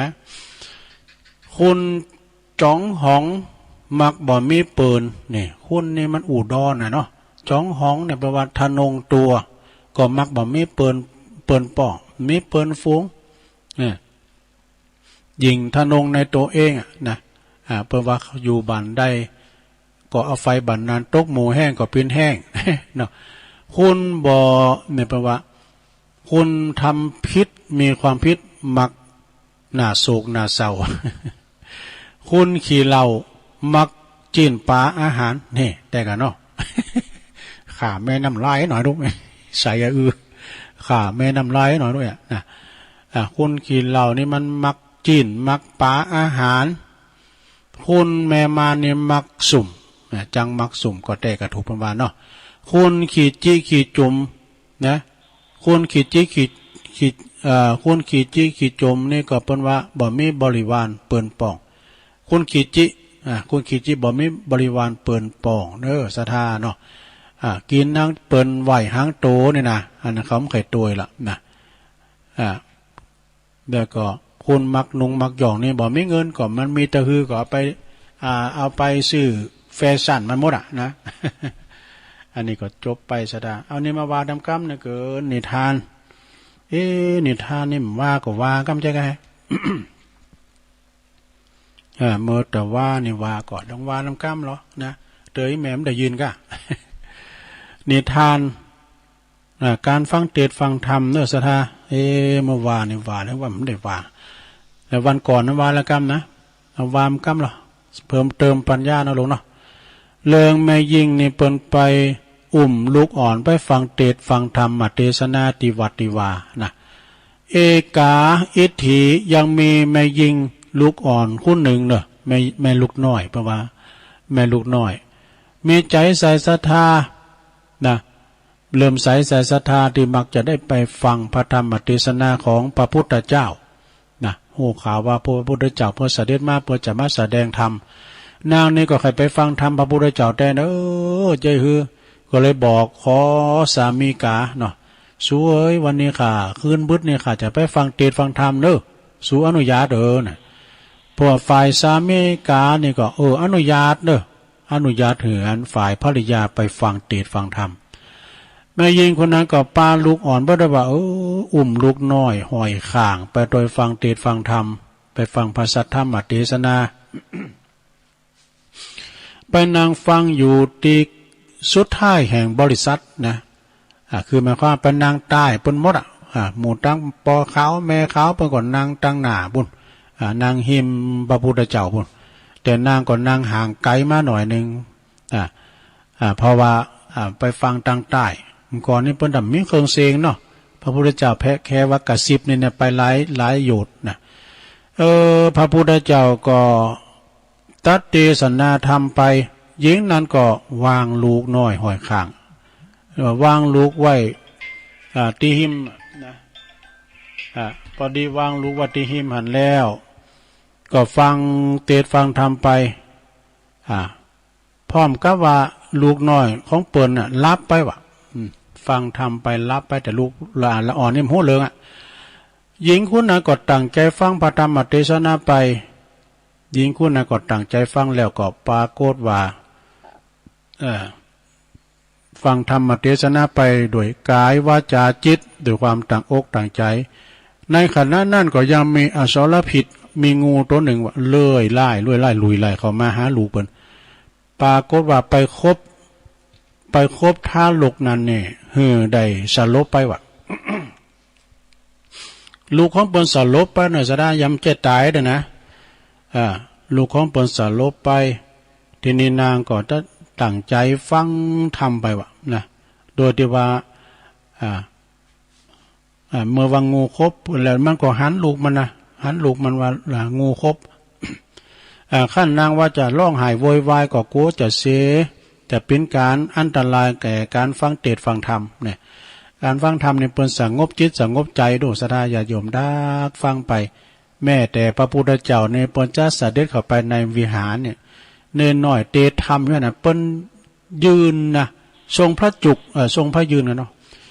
ยืนอยู่หันจนเน้นเทศจบแล้วนะเปิ้นว่าเคารพในธรรมถึงถ้าเข้าไปวะเนาะการด่าว่าพระพุทธเจ้าไปตอนนั้นก็จะแตกตื่นกันนี่เนาะศรัทธาจังมีดูสำเดินนะเปิ้นกำลังเทศน้ำเทศธรรมทำพิธีก็ไอ้นะพระเทศลาผู้ใหญ่เดินตามมาถึงน่ะตื่นก็นี่บทโตกูรีกูจอเนี่ยเอาใจจ้วจ่อไปดังไปไหวไปสามมหาเทศราน่ะองค์เทศปรากฏเทศไปเนาะจังหันไล่ๆน่ะเมื่อนางฟังพระธรรมเทศนานะโดยเคารพพระองค์ก็ทรงตรัสเทศนาจบไว้แล้วนะกายของท่านหลกนั่นก็ปรากฏว่าแข็งทื่อโดยปิดงูแข็งทื่อโดยปิดงูนะมารดาก็เล็งดูแล้วก็เล็งดูจึงยกลูกขึ้นมาวางไว้บนตักนะยกลูกมาไว้บนตักแล้วตั้งอธิษฐานจิตอธิษฐานใจโดยการว่าโดยความที่ว่าการฟังเทศน์ฟังธรรมโดยเคารพของนางในครั้งนี้นะขอจุงปิดงูเนี่ยจงคดค่ายอันตรธานหายไปจิมเตอะเนาะนางอธิษฐานมารดาได้ตั้งอธิษฐานแล้วก็เอามือลูบตั้งแต่โหนหรือว่าศีรษะนะไปถึงปลายเท้าปลายตีนลูบไป2 ข้าง3 ข้างลูบไปสิ้นเวลาที่3นะสิ้นเวลา3 ข้าง3เตือปรากฏว่าปิดงูนะก็เสริมคลายหายไปว่ะนะทาลูกนะก็หายใจละถอยขึ้นมาฟื้นขึ้นมามารดาก็ดีอกดีใจเนาะจึงพาลูกเข้าไปเขากลับไปสู่บ้านนี่ของตนโดยอานิสงส์ผลดีมารดานั้นได้ตั้งอกตั้งใจฟังพระธรรมเทศนาโดยเคารพนะทาลูกตีถูกงูคบก็จึงได้บ่ถึงแก่ความตายบ่ถึงซึ่งความตาย บ่ถึงซึ่งความตายเฮาตันตั้งหลายเนาะคลายก็ควรเคารพในธรรมนะในการฟังเทศน์ฟังธรรมสัจธรรมคำสอนโดยเคารพเพราะว่าเป็นประโยชน์ทั้งโลกนี้และโลกหน้านี่ดังวิสัชนามาชนี้ก็จบลงไปศรัทธาญาติโยมนะการฟังเทศน์ฟังธรรมเนอะศรัทธาฟังนำทำคำสอนบางทีบางแห่งเนี่ยเปิ้นก็ตั้งใจฟังแต่เนาะบางทีบางแห่งอย่างตุลุงทองวาน่ะเขาเอามาไว้อย่างที่5เนี่ยเนาะกำลังเทศทำไปมาไว้หลายผักกังว่ะก็เดี๋ยวมันก็ไขฟ้าเนี่ยถอกน้ำแข็งใส่ล่างรบเฮาพอสะดุ้งเนี่ยตุลุงทองวานะกำบักเก่านะแล้วก็จับเดินไปกับลังเทศทำมาเล่นเขาตุ่มก็เนาะมันโกลาหลยะพ้องก่อใดพ้องก่อมใดมันจะฟังในจิตใจมันจดจ่อที่ได้กินบุญแล้วนะเอามาพี่ถ้วยน้ำปลาไปโกลาหลกันนะ เอาไปเอามาก็กินข้าวตุ่มนี่มันแห้งอย่าลงปดโต้มันแห้งย่าชาติก็กินไปโดยฟังทำไปโดยย้ำไงกะตูเจ้าก็เตะทำไปโดยกืนน้ำลายไปโดย ก็มันแห้งย่ากินข้าวตุ่มเนาะเอาละตอนนี้ไปเอามนงานสันเล่าให้ก้ามก่อนเนอะชาติเนอะนะของอาจารย์บุญเพลินยาวิชัยเนาะเป็นมอบหมายให้ตัวลุงตัวลุงมามื่นละนะเป็นว่าเรื่องเงินเนาะโอ้เงินทองเงินคำกำแก้วเป็นว่าเนี้ยก็เงินเนี่ยคือเป็นสิ่งที่แลกเปลี่ยนถ้าว่าเรามีเงินมีทองแล้วเนี่ยโอ้อยู่ไหนก็โมนนี่ดอกเป็นว่านะถ้ามีเงินเนี่ยมันอยู่ในโมนโพเมจังพิษกันก็ย้อนว่าเงินวะสะดาจักหน้าก็บาดถึงหลังเนี่ยนะอันใดก็ดีสูงดีเห็นก็กินตั้งกินตั้งวาเนี่ยกาลุมาเมื่อเจ้าแม่บ้านก็เก้ากุนขายางกูอย่ามากายอันกับกินเนี่ยเกิดจะเอาอย่ามากินเนี่ยเนาะถ้ามาซ้ำเพลินกินเหมือนกันน่ะก็ต้องได้แบ่งของกินเป็นอย่างบางเฮอเนี่ยนะคุณนั้นกิน5ว่ะคุณนั้นกินกะปิ ลำบากใจแม่บ้านเนาะเอาเรื่องเงินเนาะเป็นว่าเงินทุกคนอยากได้ก็คือเงินดำรงชีวิตดำรงการดำรงชีวิตนะสดามีเงินทองของใจต่างหลายนะแล้วก็เงินตีมาจากความอิดนะก็คือเงินกาจ่างเนี่ยเงินกาจ่างรางวัลนะเป็นวันรางวัลขั้นต่ำ300เนาะได้เงินได้คำมาแล้วก็เก็บหอมล้อมลิดถึงวันคำนะสดาอย่าอยู่ซ้ำเตะเขาก็เป็นดีอินดูไปเหมือนกันนะชัดตั้ง300-400นั่นนะสดาซ้ำเตะนี่เป็นวันคำแล้วในมุนตุเจ้าแล้วไปซ้ำเตะได้เป็น300กำเดียวมันได้ด้วยเหิมได้ออก มันจะเอาปีกไว้นะสดาเปิ้นมีความเมตตาเนาะเปิ้นใส่กาจ้างเนาะเงินค่าจ้างแล้วก็เปิ้นว่าเงินตี1เดือนออกเดือนนึงก็คือเงินเดือนนี่ทำเตือนก็สิ้นเดือนบนสิ้นใจเหมือนกันเนาะเงินตีเจ้าหนี้คอยเตือนก็คือเงินกู้นี่เงินกู้เงินตีหายไปไหนบ่ฮู้ก็คือเงินใจโอยนะไปใจโอยเนอะกินง่ายใจโอยเดินเงินคำหาเค็มเนอะสถานเนอะต้องอดออมมีมัธยัติเป็นว่าสิ่งที่ได้จ่ายก็ที่บัดนี้จ่ายก็ผมต้องจ่ายยิ่งมาเดี๋ยวนี้ซ้ำหายสดาญาโยมหลายอย่างตุลุงนางรถไปทางในโหในเวงอย่างจำเดินในล้านนะปนปิดกันหมดก่อนนี่เคยลุงเลิงนะปิดตายเพราะเลยยาหุ่มวัดสนะโอ้สมัยก่อนเนี่ยเมื่อเงินทองหาง่ายนะเปิ้นมากินกันอย่างล้านไก่บ้านเพราะว่าล้านเหล่าตองก็มันก็ถึงเมียล้านขายโคมอย่างต่างๆปิดไปโดยปริยายนะเพราะว่ามันมีคุณซื้อเงินคำหาเข็มนะกันเนาะแล้วก็เงินที่เอาไปซื้อหวยผุดโหอันนี้วินไปก่อนเงินที่ลุงลังนั่นก็คือเงินเหรียญศูนย์กันเงินคำกำแก้วเพราะว่าเงินเปิ่นว่าตกใส่หินก็หินอาจตกใส่ยาก็ยาตายตกใส่ควายก็เป็นลาบตกใส่บาปก็เป็นบุญนะตกเมื่อรุนก็มาก่อนเนี่ยเปิ่นจังสุกปืนตัวกันนะก่อนมันไต่ตัวลง แล้วก็เงินที่ถูกนั่นก็คือเงินกีบเนาะ เรื่องเงินเรื่องทองแต่อันนี้เอาไว้ให้ได้อีกก่อนชะตาก็เรื่องเงินเรื่องทองเงินคำกำแก้วสดาญาโยมทั้งหลายถ้าได้มาแล้วก็ใจให้มันเป็นประโยชน์การกินง่ายจ่ายโอยนี่ก็เฮาก็บ่มีเงินเต้าถ้ามันมีเงินเต้าในนาสดาเจ็บปินยินอุ่นนี่ลำบากเด้อลงเด้ออย่างเบยยังชีพเงินเดินมาลงเก็บไว้พองไปหือเขาลำไปเด้อเก็บไว้เอาไว้กินไว้ตาลอันนี้เงินนี่แม่ไว้ซื้อกินยกกินยาซื้อหมากซื้อเมงมุลี เดือนนี้เมียกันเนาะเก็บหอมล้อมดิดไว้เงินคำบาทไต่เป็นเงินที่ว่ายิ่งคุณเฒ่าเฮาซ้ำหาอีแม่เขาเวลามีเงินมีคำนี่นะเปิ้นว่าขอนมีเฮ็ดว่าลูกหลานมันไข่มาผอมาใจ เงินคำกำเกี่ยวเนาะเงินที่ได้ใส่ซองก็คือเงินทำบุญนี่เงินทำบุญแล้วก็เงินที่ตอบแทนบุญคุณก็เงินหือปอหือแม่เนี่ยไปลืมเนอศรัทธาเงินตอบแทนบุญคุณปอแม่นี่นะบางคนเนี่ยเปิ้นได้ทำการทำงานเนี่ยนะเปิ้นได้หำเฮนศึกษาหำเฮนจบปริญญาแล้วบรรจุการทำงานเดินแรกเนี่ยเปิ้นใช่เลยเงินนี่เป็นเงินที่ว่าเงินศักดิ์สิทธิ์เอาไปหือปอหือแม่ก่อนนี่เงินนี่นะศรัทธาเอาหือปอหือแม่ก่อนเปิ้นเล่งดูปูปาดมาจนได้สูงหำสูงเฮนตั้งแต่ปฐมมัธยมจนถึงจบปริญญาได้ทำการทำงานแล้วนะเสียงโง่ไปขี่โตเสียงควายไปขี่โตเสียงหน้าไปขี่ปันเนาะเลงไปแล้วก็สูงลุกหำเฮนไปถึงฝั่งก้ำหน้าเปิ้นก็ยังนึกถึงบุญคุณของปอของแม่เนี่ยแต่บางคนนี่มานะสระกันว่าใหญ่นากาบ้านได้ทำการทำงานไปเอาเมเนี่ย แต่ก็เพิ่นก็ยังมาใจใส่ดูแลพ่อแม่อยู่เนี่ยอันนี้เรียกว่ากตัญญูกตเวทิตาคุณต่อบุญคุณของพ่อของแม่เนี่ยเงินที่ใส่ซองก็คือเงินทำบุญ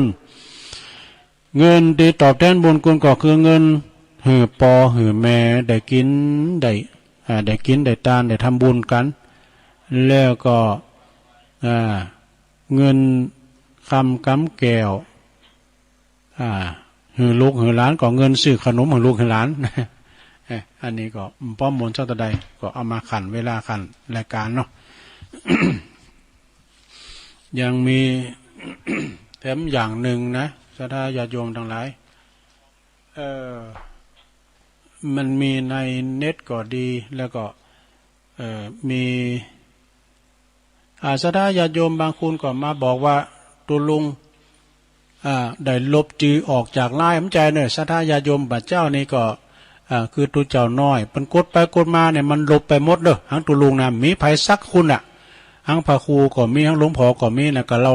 กำลังโผล่มาเตือนหน่อยเด้อศรัทธาเด้อ ตุลุงจะได้เจิญไผออกสักเตือนนะคือตัวเจ้าน้อยมันกดไปกดมาจะได้หัวตุลุงผมจะเข้าใจนะเป็นว่ามันลบออกไปหมดว่ะเดี๋ยวนี้ก็เริ่มโผล่มาเตือนหน่อยแล้วเนาะเอานี่มาวาทำกรรมหนึ่งเกินศรัทธาญาติโยมทั้งหลายเรื่องกินเรื่องทานวันนี้ก็วันที่26นะ27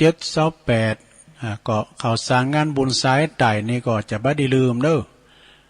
ประกาศให้พี่น้องตั้งไก่ได้รับทราบเนาะโดยเฉพาะก็ตั้งบันปางนี่มันได้ยินเอาไก่นี่ก่อนมันตรงกันพี่น้องวัดวังผางเด้อวังผางก็ตำบลวังผางอำเภอเวียงหนองหล่องวังผางนี่บ้านเปิ้นเจ้าบ้านเปิ้นหลายเนาะจ้ะศรัทธานี่เปิ้นไปอยู่เมืองฝางก็จะหลายตุปีเลินก็มีพี่น้องทั้งบ้านนั้นเนี่ยบ้านวังผางเนี่ยนะตุปีเลินเมืองฝางนะแล้วอยู่บ้านวังผางนะฝางกับผางก็อันเดียวกัน เมืองฝางไปอยู่เมืองฝางก็จะหลายนะเปิ้นจะมีงานเด้อวัดวังผางนี่เปิ้นซ่อมแซมวิหารโลงเด้อโถ่งามอย่างเหลือเปิ้นใหม่กันเด้อที่แรกเปิ้นจะปล่อยหลวงกันนะแต่ว่าวันที่10นี่นะวันที่10มิถุนาเดือนหน้าเนี่ยเปิ้นจะมีการยกจอฟ้าวิหารโลงนะแล้วก็จะมีประสงค์โหวัดเจริญพระพุทธมนต์เจิญเจ้าปีในน้องมากินมาตานมีโฮงตาลแล้วพร้อมกันนั้นก็ยังจะมีซออุทัยกับอย่างเปิ้นว่าวันนั้นนะปอหลวงเปิ้นก็มาปุเกวัดเปิ้นก็มาปอจานก็มาเนี่ยแต่ตุลุมได้ไปสักกรรมมาไปติดปูนบันปางเนาะปล่อยจะร้องอันกัดต่างอาจารย์ผลก่อนเนาะ ก็เอาใหญ่ จะร้องกัดต่างก็ว่ากันนะก็ของมันเด็ดกันอันนั้นก็ไผอยู่ละแวกไก่เคียงเนาะตังวังผางนี่เปิ้นปิ้นวัดของตำบลตำบลวังผาง ก็ไปรวมกินรวมทานรวมทำบุญด้วยกันเนอะสายไต่เนาะแล้วก็ตั้งวันที่ปุณในเดินเก่าดับกันเนาะเก่าดับแล้วใครสุดท้ายปุ่นเนอะตุ่นผึ่งน้องหลองนะบ้านแม่บุญศรีสร้างเลงครับปุ่นอ่ะ แต่ที่วัดอันหลวงสลิดตีนี่ก็วันที่22เนอะ22นี่ก็เปิ้นจะมีงานสาระสะลงทรงน้ำพระธาตุอาทิกูคูบาเขาเนี่ยหลาย โดยเมตตาธรรมหลวงพ่อท่านพระครูกัลยาณธรรมนิวิตหลวงพ่อเจ้าคณะตำบลสีเตี้ยเจ้าวัดหลวงสีเตี้ยครูบาเสาคำเนอะวันที่22มิถุนายนพุ่นนะวันนั้นก็ถ้าแต่ลืมไปเนอะขออภัยด้วยเนอะสถาบันน้องสลิงวัดน้องสลิงนะทางปกแก่วัดเขาเพิ่นก็มาแล้วก็เอาใบมาขอประกาศตุลุงก็ได้ประกาศโซนน้ำพัดถาดโดยวันที่23 24เนาะมันจบไปแล้วนี่นะเพื่อนตุลุงก็เอาใบนี่มูลเหือนตุเจ้าน้อยทำตัวน่ะมันขึ้นบอดสักกำเนี่ยแล้วก็ถามหลวงพ่อก็ข้าบอกเรื่องเนอะน่ะเป็นว่าถ้าทำได้ไปก็ขออนุโมทนาขออภัยด้วยเนอะตุปีเบนนี่เปิ้นก็จะร้องการ์ดต่างเจ้าอาวาสโดยวันที่24นะการ์ดต่างเจ้าอาวาสวัดหนองสลิงนะแล้วก็จะเปิ้นมีทรงน้ำพัดถาโดยพระเจ้าตั้งใจเปิ้นองค์โลองค์ใหญ่แล้วเปิ้นขยายเขตวัดโทวัดหนองสลิงนี่กว้างศรัทธาพี่น้องตุลุงก็มีนะหนองสลิงนะแล้วก็ที่นี่ทำเนาะที่วัดอันพระธาตุดอยหล่อเนอะก็22เหมือนกันเนอะ22เหมือนกันท่านพระอธิการจิตอนาลโยตุปีแอนะเพิ่นก็จะจัดในวันที่22ก็จะมีซอด้วยนะทรงน้ำพระธาตุก่อนนี้โปรโตยิ่งใหญ่เนอะโมโตดอยหล่อนี่ก็วัดพระธาตุดอยหล่อนี่ก็5 วัน5 คืนมีย้อนยุคถึงวันมีมวย2 คืนดูไปมีที่ไหน มวย2 คืนอีกเก้2 คืนเนี่ยแล้วก็มีแข่งกองโลงด้วยน่ะเพิ่นมีแต่ไทยเนอะคุณนักปุถโธซอนตีนผมได้แรงมาคำมาก็เทคแห่โหดันเข้ามานี่อย่างจะปล่อยลงน่ะปอกาในคล้ายก็คล้ายโคโมนกันน่ะที่วัดพระธาตุดอยหล่อนะสมัยครูบาดำมาละสมัยอาจารย์ท่านพระมหามงคลสิริพระครูทาวรมาละเดี๋ยวนี้ก็ตกมาถึงท่านพระอธิการจิตอนาลโยตุปีแอนี่เปิ้นก็เตลือหอถ้ำจะแปลงใหม่แล้วก็บูรณะโฮงแปลงหลายอย่างเนอะการเปิ้นมาดำรงตำแหน่งเจ้าอาวาสนี่นะโฮงเก็บของห้องน้ำก็ใหม่ศาลาแถมปุถโธหลายอย่างเนอะแล้วไปพอแปลงกาดทำมาด้วยเป็นเจ้าของกาดด้วยตุปีแอเพิ่นก็ทำบุญไปแล้วเรียบร้อยตั้งกาดนะทำบุญกุปีนะที่กาด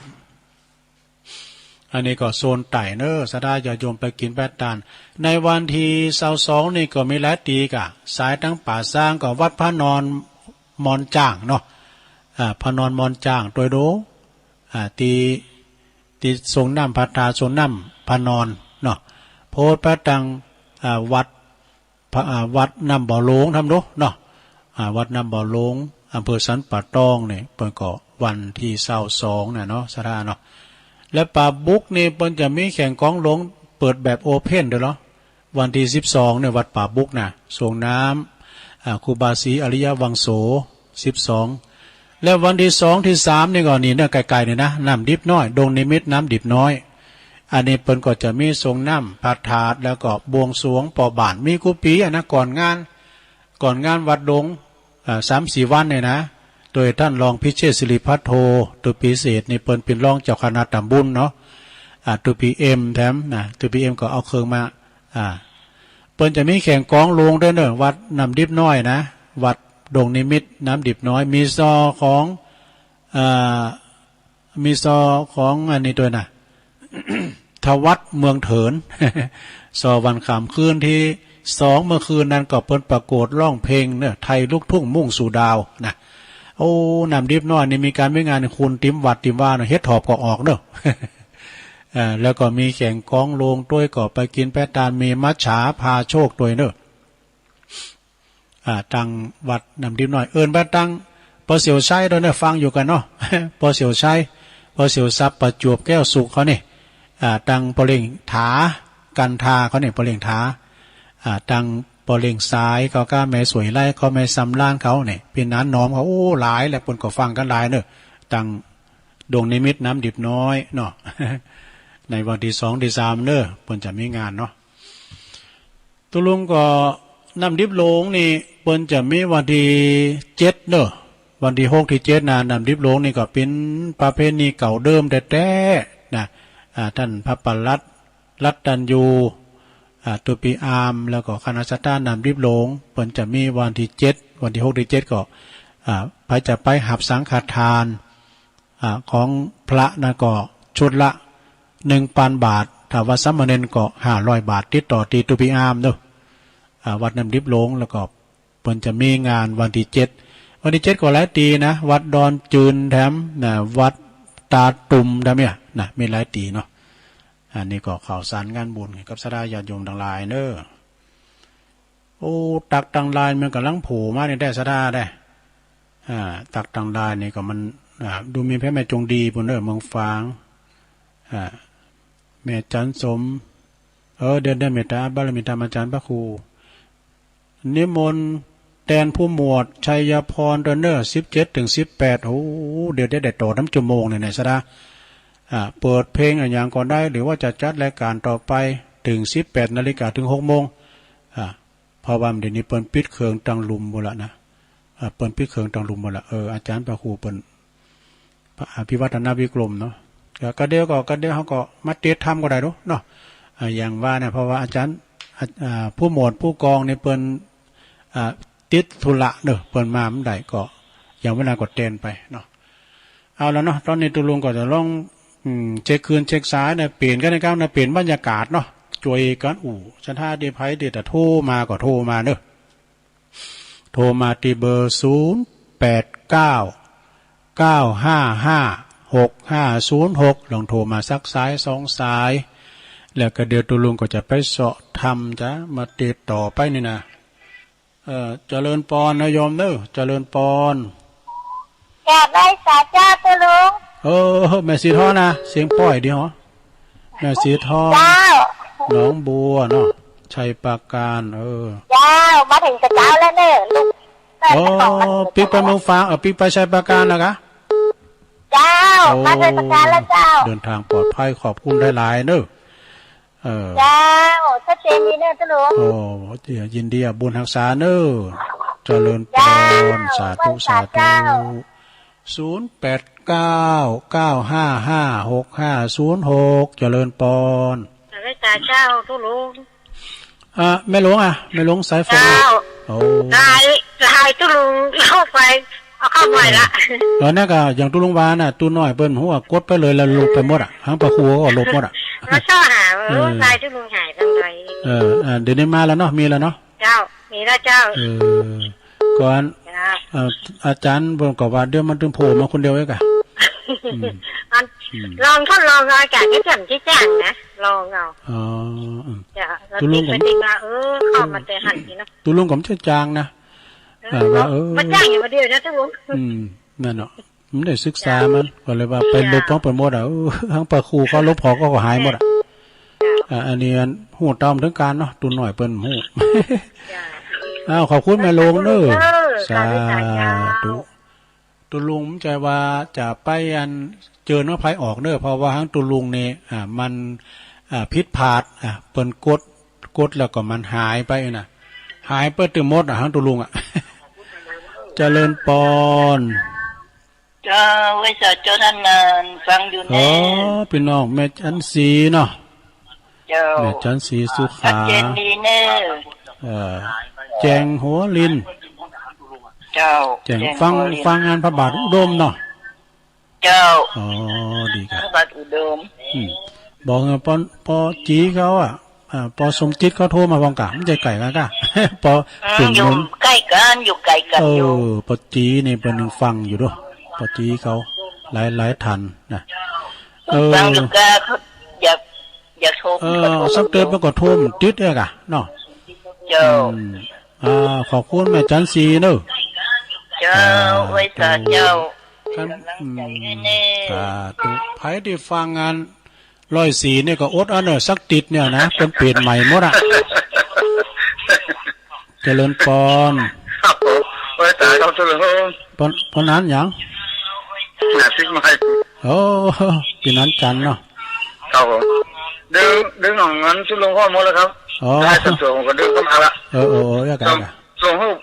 สุดรอก็พอแล้วเด้อมันดีแล้วมันถ้าได้แปลงทำใหม่นะทางตุลุงครับผมขอบคุณไปนานเนอะครับผมฟังตลอดแล้วจะได้ต่อมั้ยเนาะต่อแถมชั่วโมงนึงก่อนมื้อเจ็ดทำไหมก่อน ครับผมเดี๋ยวกับเป็นกำลังใจนี่ โอ้ ครับฟังอยู่ ขอบคุณเนอสาธุสา ค ธุ รับผมสาธุสาธุสาธุ แบ่งครับแบ่งสูบไปแต่เปิ้นมีฟังกันอ่ะตุลุงก็ว่าไปอ่ะเนาะโอ้เข้ามาใหม่เด้อเข้ามาใหม่0899555606โทรมาก็ศรัทธาญาติโยมก็แจ้งพิกัดด้วยอยู่ตั้งใดแล้วก็หลีวิทยุให้หน่อยนึงนะเจริญปอนเจ้าไว้สาเจ้าตุลุงรายงาน จาก ตัว เรื่องของเปล่าเจ้าโอ้แม่ชีการธนีเนาะเจ้าเนี่ยละเจ้าโอ้เจ้าตุลุงเขาก็ไปปุ่นอ่ะกะอันวังเหนืออ่ะเนาะอ๋อเจ้าอันตักเย็นดีเนอะเจ้าตกกำลังใจเนอะเจ้าขอบคุณแม่ชีเนอะสาธุสาธุเนาะแต่เจ้าก็ฟังท่านมหาไปสุดต่างเนอะพันมหาสมชาติเปิดออกแต้นอาจารย์พระครูตอนเจ้าเจริญปอนครับปอบุญธรรมตุลุงยองปอหยังปออกปอจีโอ้ปอจีอะปอตีอะกะปอจีก็ได้โอ้หามเอาแล้วหามมาปอจีว่าตุนหนูน่ะเอาเบอร์บ้านน่ากะบ้านตุนนู้นได้กะบ้านตุนนู้นบ้านแม่จันสีนะห้างกับคนอยู่คนหลายน้ำเหมือนเป็นอยู่สามที่นะพอจีนเป็นอยู่ตุนนู้นฟังวันไหนคืนได้ไม่ได้ฟังตัวลุงนี่ม่วนนะเนี่ยขอบคุณหลายๆเด้อซึ่งผมม่วนดีกะกะโทรมาถึงกำลังใจกันบ้างกันเด้อครับอยู่บ้านคนเดียวแม่บ้านตายมา2 ปีไปแล้วโอ้ก็ขึ้นมาใหม่เขาได้ก็อยู่ด้วยลูกด้วยหลานอยู่ด้วยลูกด้วยหลานนะเนี่ยตัวลุงเฮ้ยปัญญาของผมนี่คือคิดดีทำดีพูดดีทำดีจบอ๋อแต่ถูกต้องเลยอย่างนี้นะบ่โกรธบ่โลภบ่หลงจบโทษกันอย่างอี้มาเด่นตัวเนี่ยฮะลุงกอบผ้าครับอยู่กอบผ้าก อบผ้าเครื่องเนี่ยหมู่ลูกค้าเขาหมู่เชียนเล่นผ้าเขามากันดีกะพระจะไปกอบผ้าก่อนที่ไปปอจีเนอฝีมือดีมาเลยแป้งเด้อราคากันเองบอกย่อมยาวขอบคุณกำลังใจนะครับขอบคุณปอจีจะสาธุตุนนุนมาแล้วปอจีสวัสดีที่ผมมาประกันว่ะเต้นอยู่เนาะขอบคุณปอจีมาประเต้นแล้วนะเปิดวิทยุท่าเนี่ยเต้นอยู่เนาะพวกกับพระครูเนาะออกนะสลับซับเปลี่ยนกันวันนี้เปิ้นสดเซยว่ะว่านี่ติดทำเป่าไปสาธุโอ้เป็นว่าสลากรอบพระเนอสถาไปอุดหนุนบ่เนอตุนนุนปอจีฝีมือดีราคาย่อมยอเป็นกันเองเนาะขอบคุณปอจีเนอเนี่ยปัจจัยของเปิ้นว่าพูดดีคิดดีทำดีตลอดปีนะถึงพระเยอย่างพระการคือดีนะคือไปทางดีมองโลกในแง่ดีนะแล้วก็ทำดีทำไปเด้อทำดีก็ไปจีไปปุ่นอันนั้นดีแน่นอนเข้าคอกเนาะแต่ก็คิดดีทำดีแล้วก็พูดดีอุจาปิยวาจาเนาะมนจาวานกับลูกหลานตานเต่านะบักกะโชกโหกหากนะบักอย่างผ้าบักเล็กหูจักหลงผ้าบักเล็กเป็นจือมันจากลางแข็งนะกะจาบุบตีฟันแตงตันนี่นะเนาะจากนั้นก็ปัจจัยของปอจีเนี่ยเนอได้พาดพิงเปิ้นไปเปิ้นก็ตอบมาเลยยังปอสมจิตกามเดี๋ยวนี้ปอสมจิตนะโพดมาต่างลุมต่างหลังเตือนพี่น้องถ้าคงเป้าโซนไตนี่หรอฟังกันอยู่แม่เลี้ยวเขาแม่โบคีเขาแม่โนนเขาเนี่ยแล้วก็ตั้งแม่น้ำรัดหรอแม่ใจวันที่10เนี่ยเอาหงตาลมาเด้อที่ครูบาผลนะวางผางท่านอาจารย์ผลนี่เป็นมีซักเป็นหลานเนาะพอกับนั่น40,000เขานะแม่ใจ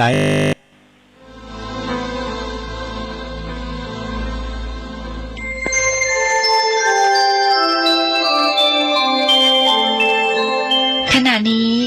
ท่านกำลัง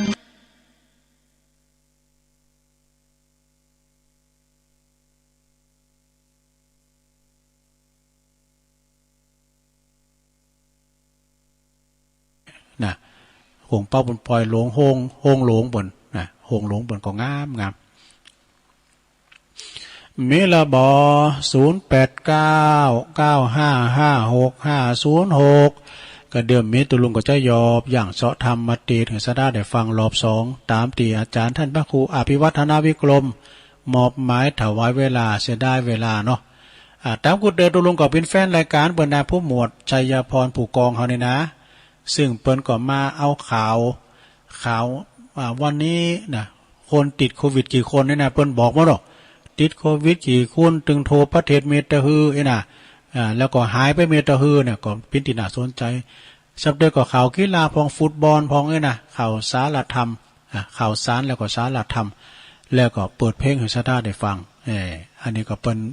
วันนี้เพิ่มได้มาเนาะต้องยุดไว้ก่อนแต่ถ้าว่าเตงขึ้นมานะเตงวันนี่ก็ฟังหลงนานเขาเนอะว่าหลงนานอาคมเตจนาเนี่ยซึ่งเปิ้นก็เจ้าของผลงานเพลงที่ตุลุงเปิดน้ำรายการกูเตือนนะเจริญปอนแม่เจริญติดแล้วเหรอฟังแล้วเอาละไม่รู้แม่บุพัดอ่ะเจ้าหมอก็เก็บพักหลังบ้านเหมือนเสียงนอกโอ้หมอกะของโปรดด้วยแม่บุพัดเนาะทุกอย่างใช้จริงๆเสื้อดอนเขาแต่แม่บุพัดกุลันมันโทรศัพท์เสียบแล้ววัดบนได้บนเลยพี่มาลงแรมถึงต้นสาเจ้าในต้นนู้นอันนี้ต้นสาตั้งใจนะเจ้าขอบคุณแม่นักๆเด้อแม่บุพัดกุลันเด้อสาธุตั้งแม่โบพัดเขาก้าคุณแม่จงดีก็นะเวลาหลวงพ่อเพิ่นประกาศนะโอ้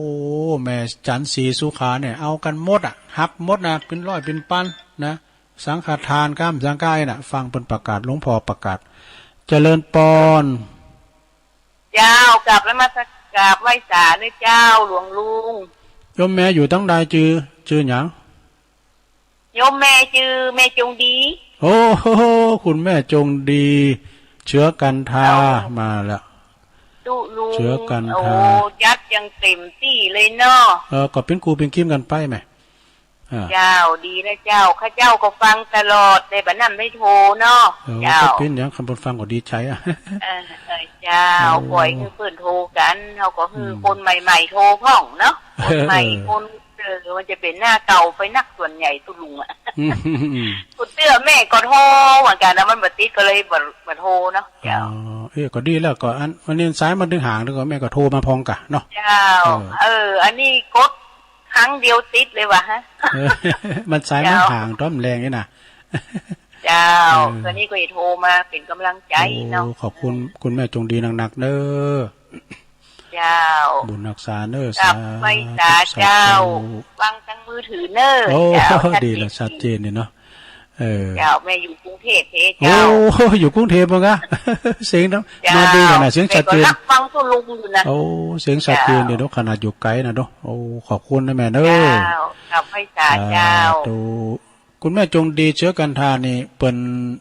ดูแลหลานเลนโดยแล้วก็เปิ้นมีลูกของเปิ้นมีธุรกิจเป็นของตัวเองโดยคุณพ่อคุณปมเนาะอมรเขาเนี่ยแล้วเวลาเปิ้นจะกินจะตามที่หาที่นี่เนี่ยเปิ้นก็ไปโจดนะตีคุณแม่จงดีบุญเนาะนะแล้วก็เอาไปเป็นหมื่นเป็นพันเป็นแสนกันเนอะที่ดอยนางแก้วนะเปิ้นว่าโลมย้อนแล้วสิ่งแสนปลายนะที่เปิ้นทำบุญเนี่ยเนาะนี่ก็ขอบคุณเด้อคุณแม่จงดีเดือนนี้ก็ช่วงนี้ก็มีแม่สีทรหนองบัวชัยปราการแม่หลวงสายฝนจันคุณนะจากน้องผาขาวเนอะพี่น้องหลายปิงแม่จันศรีสุขาแจงหัวลินฝางพี่นานจันหลอบสองเนอะนานซิกใหม่โอ้ขอบคุณในพี่นานเนอะน้องเขียดหนึ่งแม่ชีกันธนีจากเวียงป่าเป่าเนอะนะแล้วก็ปจีตุ่นนนเนอะปจีก็หือขอคิดหลายอย่างขอบคุณเนอะปจีเป็นบอกว่าปัจจัยของผมเนี่ยพูดดีทำดีพูดดีทำดีเนาะแล้วก็ทำดีนะแล้วก็แม่โบพัดกุหลานด้วยต้นซ่านสุดท้ายตอนนี้ก็มีคุณแม่จงดีเชื้อกันทาจากเสาหินฝางเนอตอนนี้ก็ได้แถมหลายอยู่เนาะและอยู่15สายตึงชงแหลกชงลุ่นเนาะตอนนี้ตุลุงก็ยอบอย่างให้ก้ำก่อนเนาะ เดี๋ยวก็จะมาเข้ารายการจะมาติดน้ำติดธรรมของชาดาได้ฟังกันแถมเนาะ บริหารเวลาไปบึดกดได้รายการก็จะเปิดสายแถมแฮมบึดซ้ำหายกับเปิ้นอาบน้ำกันก็สายซ้ำจะหางเด้อพายดีโทรมติดก็โทรมาเดี๋ยวทำบึดนะประมาณก่อน6 โมงเนี่ยเนาะยอบย่างก่อนเด้อจงนี้เจริญปอน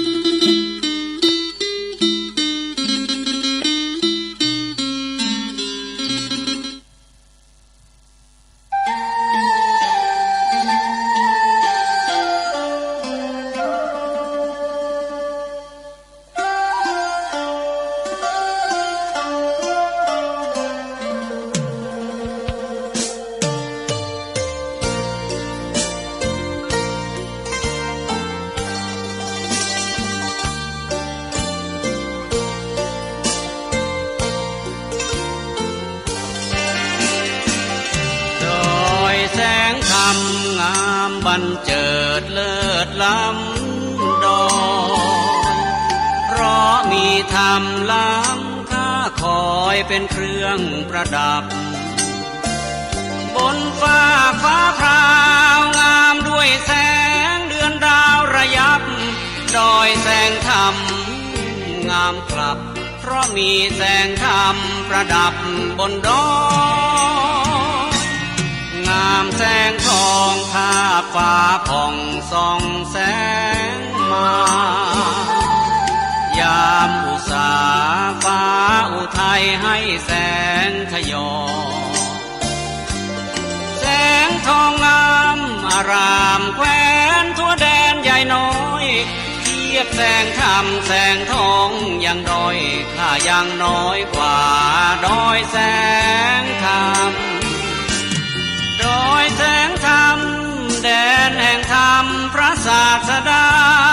ปฏิบัติและภาวนาดับอวิชชาพ้นโลกทั้งสามพ้นทุกข์สุขใสหวังได้ใจครองธรรมดับทุกข์เข็นเย็นช่ำหวังได้ธรรมมาครองใจดอยแสงธรรมเชิดชูธรรมน้อมนำมาปฏิบัติบูชาแม้ว่าชีวิตนี้ยังปลีได้ไม่ฝ่าฝืนพุทธวจนะธรรมวินัยสถิตมุ่งมั่นจริงยิ่งใหญ่เพื่อให้เลิศลอยทั่วดอยแสงธรรม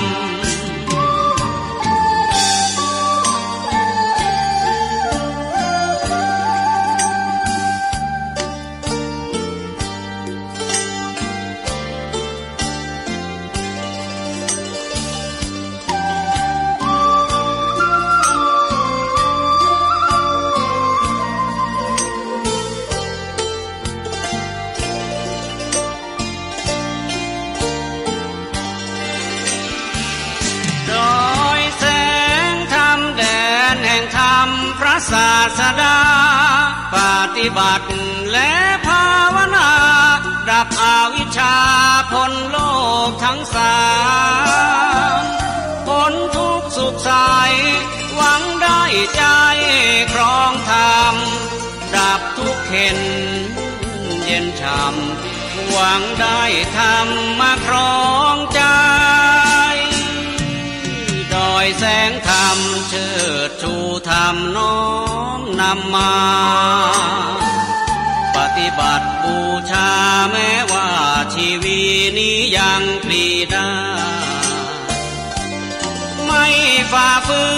นพุทธวจนะธรรมวินัยสถิตมุ่งมั่นจริงยิ่งใหญ่เพื่อให้เลิศลอยทั่วดอยแสงธรรม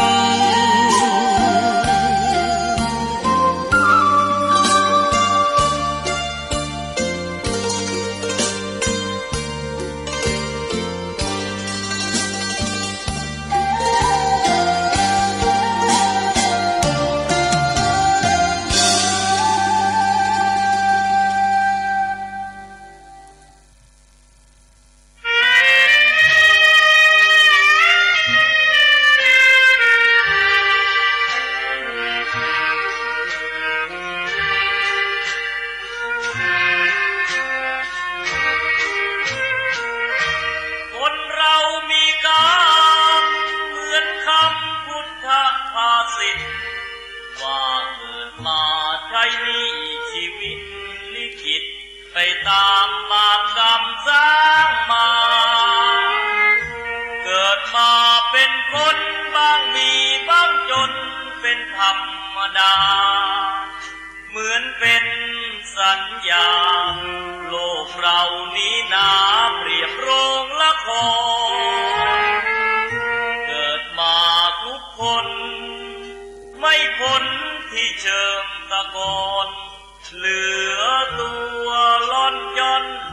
ที่หลับที่นอนเหมือนกันคือโลกคนเรามีกรรมต้องทำกุศลไว้บ้างเพื่อแบ่งเบาหนี้บาปตามล้างคิดสร้างแต่บุญเป็นทุนเชื่อมโยงอย่าหยิบอย่าช่วยหาทางร่ำรวยด้วยการกินโกงแม้นตายเข้าลงบาปกรรมเพราะโกงติดตามเรื่อยไปถึงเป็นเศรษฐีมั่งมีเงินทองเพียงใดหมดลมแล้วไม่อาจนำเงินไปได้เลยสักคนเวรกรรมตามทันเห็นกันด้วยตาก็บ่อยเข้าในคุกไม่ใช่น้อยไม่ค่อยจดจำในความทุกข์ทนสวรรค์ในอกและมีนรกในดวงกมลขอเตือนทุกคนว่ามีหรือจนไม่เห็นสำคัญหมดลมหายใจแล้วไปนอนเรียงเคียงกันที่ป่าช้านั้นไม่พ้นมือฉันพวกสัพพะเรอ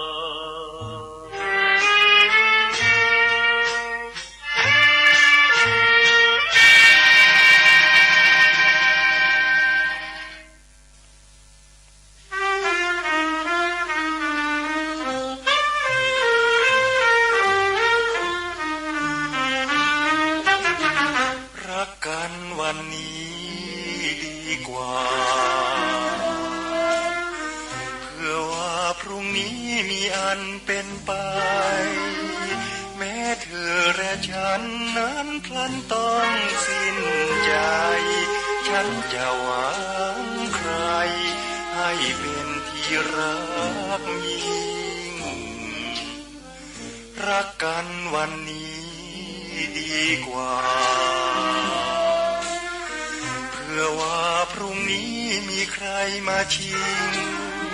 ฉันอาจพลาดแพ้เหลือแก้คืนทุกสิ่งแล้วจะหมายอิงแอบอ้อนวอนรักใครพรุ่งนี้ไม่มีอะไรแน่นอนแปรผันโยกย้อนลวงล้อนเปลี่ยนใจเพื่อว่าพรุ่งนี้โลกแตกสลายไปก็ใครเล่าใครจะอยู่คู่ฉันรักกันวันนี้ดีกว่าเพื่อว่าพรุ่งนี้จำใจไกลกันฉันอาจสิ้นหวังเหมือนดังสิ้นชีวันเหลือแต่เพ้อฝันสุดกลั้นใจมองตรง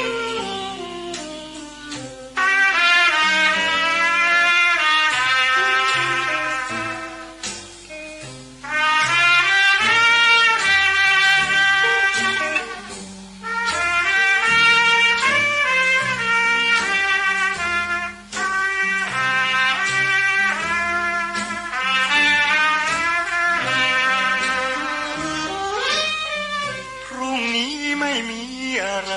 แน่นอนแปรผันโยกย้อนลวงล้อนเปลี่ยนใจเพื่อว่าพรุ่งนี้โลกแตกสลายไปก็ใครเล่าใครจะอยู่คู่ฉันรักกันวันนี้ดีกว่าเพื่อว่าพรุ่งนี้จำใจไกลกันฉันอาจสิ้นหวังเหมือนดังสิ้นชีวันเหลือแต่เพ้อฝันสุดกลั้นใจมองตรง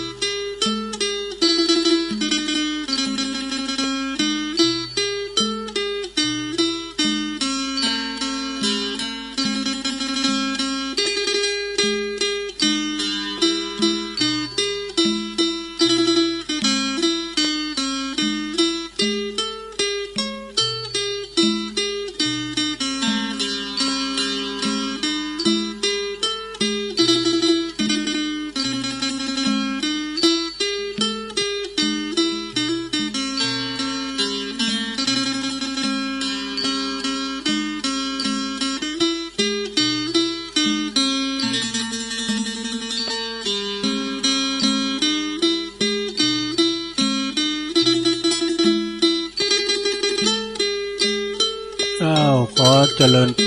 รกับศรัทธาญาติโยมเนาะช่วงที่3นี่กันเนาะก็ได้มามาจ้านะรายการแต้นอาจารย์ผู้หมวดชัยพรเปิ้นติดธุระเนาะก็แต้นกันไปศรัทธาญาติโยมทั้งหลายมีหยังก็เยกันไปในโรงเด้อแฮมกินแฮมว่าทำหุงหาอาหารกันไปนะตุลุงก็จะว่าไปเนาะเพื่อเป็นการประคับประคองรายการของอาจารย์ทางผู้หมวดชัยพรไปก็เดี๋ยวก็เอาเก็ตอันนั้นอันนี้หน่อยก็มามาจ้ากันเราสู่จู้กันฟังที่ไปฟังใดก็ฟังไปเนาะที่ไปทำการทำงานก็ทำการทำงานไปในโรงเด้อมันต้องเกรงใจนะขณะนี้ท่านทั้งหลายก็กำลังฟังรายการซึ่งก็ตามปกติก็รายการของอาจารย์ผู้หมวดชัยพรเนาะแต่วันนี้เปิ้นได้มาติดธุระภาระอันสำคัญก็เลยไปรับนิมนต์จากอาจารย์พระครูอภิวัฒนวิกรมตุลุงประคับประคองมาถึง6 โมงเนาะก็เสียได้เวลาเนาะเปิ้นลิ่งไปหลายตีก็มาฟังกันในช่วงที่3กันต่อไปตุลุงก่อนน้ำอ้อนั้นหน่อยนิดหน่อยมามาช้ากันไปจะเนี่ยเนาะสะดาเนาะปิ้นกันเองนะ คือแบบลูกทุงเนาะในรายการตุลุงนี่ก็เป็นซัปเป้เฮละเนี่ยอย่างวันพุกนี่ก็จะมีรายการตุลุงต่อก็ย้ำได้ทำกันบ้านเนาะก็สอธรรมเตศวันพุกนี่ก็มีเจ้าภาพอยู่มีเจ้าภาพ2-3 ท่านก่อนพี่ยังก่อนเจ้าภาพร่วมกันต่อนนี้ไปก็จะบรรยายเรื่องบุญเรื่องบาป เนาะบรรยายเรื่องบาปก่อนบาปคือมันยังซะได้บาปนี่ก็คือได้แก่สิ่งที่มันเล่าร้อนนี่ดูนะโดยเนื้อแต่ก็คือสภาพอันที่บอดีบ่งามลามกตกต่ำจิตใจของจิตใจนั่นเองนี่นะการกึดการทำยังเข้าข่ายตีในทางเสียหายนะวุ่นวายเดือดร้อนนั่นเรียกว่าบาปเนอะซะได้เนาะ ภาษาฟังง่ายๆก็คือได้แก่ความเลวทรามไม่ว่าเศร้ามองจิตของคุณนั้นนี่ก็ปกติก็จะเยือกเย็นเนี่ยแจ่มใสเมื่อว่ามีอย่างมากระทบต่อเมื่อสิ่งได้มากระทบจิตก็จะแปรปรวนชวนเซขึ้นมาทันทีถ้าสิ่งที่ดีมากระทบก็แสดงออกไปต่างที่ดีที่งามเด้อเป็นบุญเป็นกุศลแต่ถ้าสิ่งที่ความชั่วมากระทบก็แสดงออกมาต่างทางชั่วความเสียหายจิตใจก็ทำหือเสื่อมเสียคุณภาพไปอันนี้แหละคือตัวบาปเพราะว่าไล่ฮิริโอตตปปะความละอายหมดแล้วฉะนั้นศรัทธาญาติโยมทั้งหลายบาปจึงเป็นความชั่วพลัดดันจิตใจหือเฮาเศร้ามองตกต่ำซ้ำลงไปเมื่อจิตใจเฮาเศร้ามองขุ่นมัวเสียอย่างเดียวแล้วทุกสิ่งทุกอย่างก็พลอยที่จะเสียไปหมดเนอะเดือดร้อนวนวายนับแต่ตนเองจนลุกลามไปถึงคุณที่อยู่ไกลเคียงตัวนะคนอื่นตัวนะตนเองก็บ่มีสังงาราศีนะ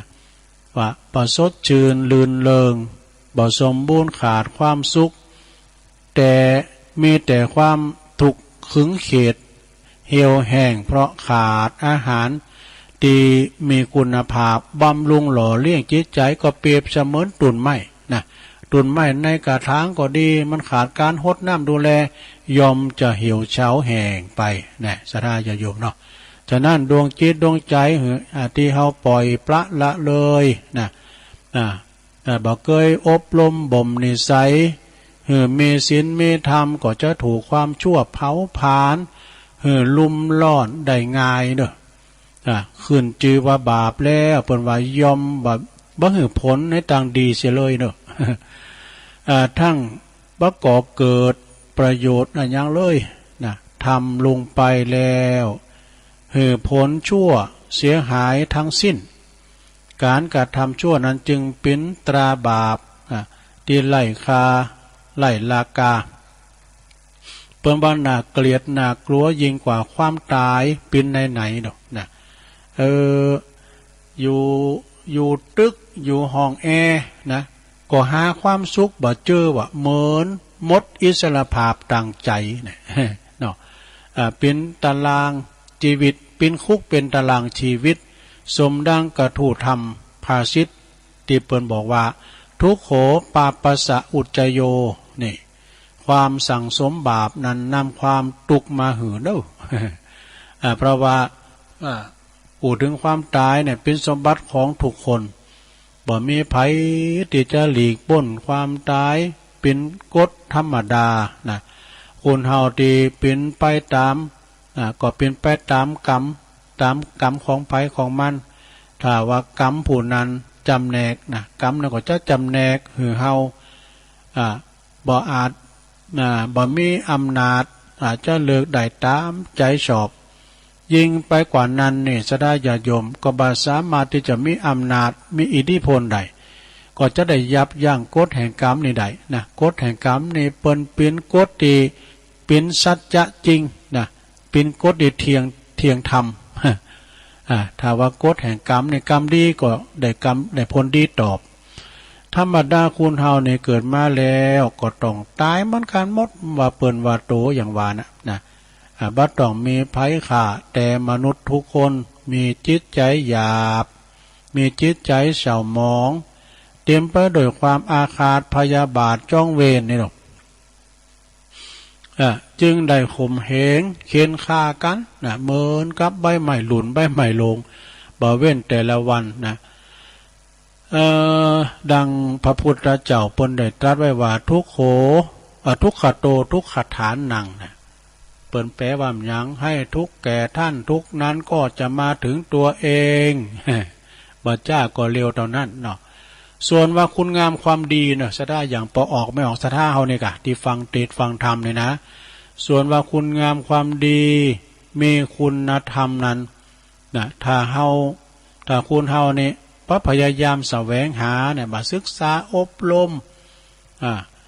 เกิดขึ้นมีในสันดานแล้วก็จะบ่เกิดขึ้นเลยบ่เกิดขึ้นในตนเองก็ต้องเขาก็ต้องทำเองนะบุญไผก็ขาได้บุญถ้าใครอยากได้ก็ทำเองนะเนาะจะเจริญลุงเริงลาบลื่นได้ยากถ้าเฮาทำเกิดมาในโลกระยะสั้นเช่นนี้เปิ้นว่าจึงบ่มีเป็นการสมควรเลยที่จะตายไปโดยซึ่งไร้ศีลธรรมนี่คุณงามความดีอันเป็นตีปึงของมวลชนทั้งในโลกนี้แล้วก็โลกหน้าเด้อทำความดีเฮาเกิดมาวันนี้เฮาก็ได้ทำดีมาก่อนในชาติแล้วปังหลังกันมาเฮาก็ไม่ได้เกิดมาเป็นคุณเพราะว่าเฮามีทุนเดิมมีบุญเก่าต้วยมาแล้วเฮาก็สร้างบุญใหม่กันไปแถมนี่แหละคือการทำคุณงามดีแต่ว่าบาปเนาะบาปคือความชั่วยอมทำให้ผู้กระทำตายไปจากคุณงามความดีเนาะ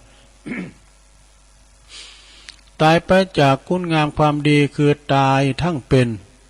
ว่าเยปมัตตายถามัตตาความประมาทเหมือนคนที่ตายทั้งเป็นความอันความตายบ่เป็นเวรบ่เป็นภัยกับภัยเพราะเป็นไปตามกฎสังขารกฎสัจธรรมสังขารจึงบรรณาเกตนาโกเหมือนคุณทำเหมือนคุณทำความชั่วเลยผลแห่งการทำความชั่วนั้นบ่เคยส่งผลให้ผู้กระทำเจริญผาสุขอย่างยืนถาวรเลยนะแล้วก็เป็นว่าบาปยอมบ่มีแก่ผู้ที่ไม่กระทำชั่ว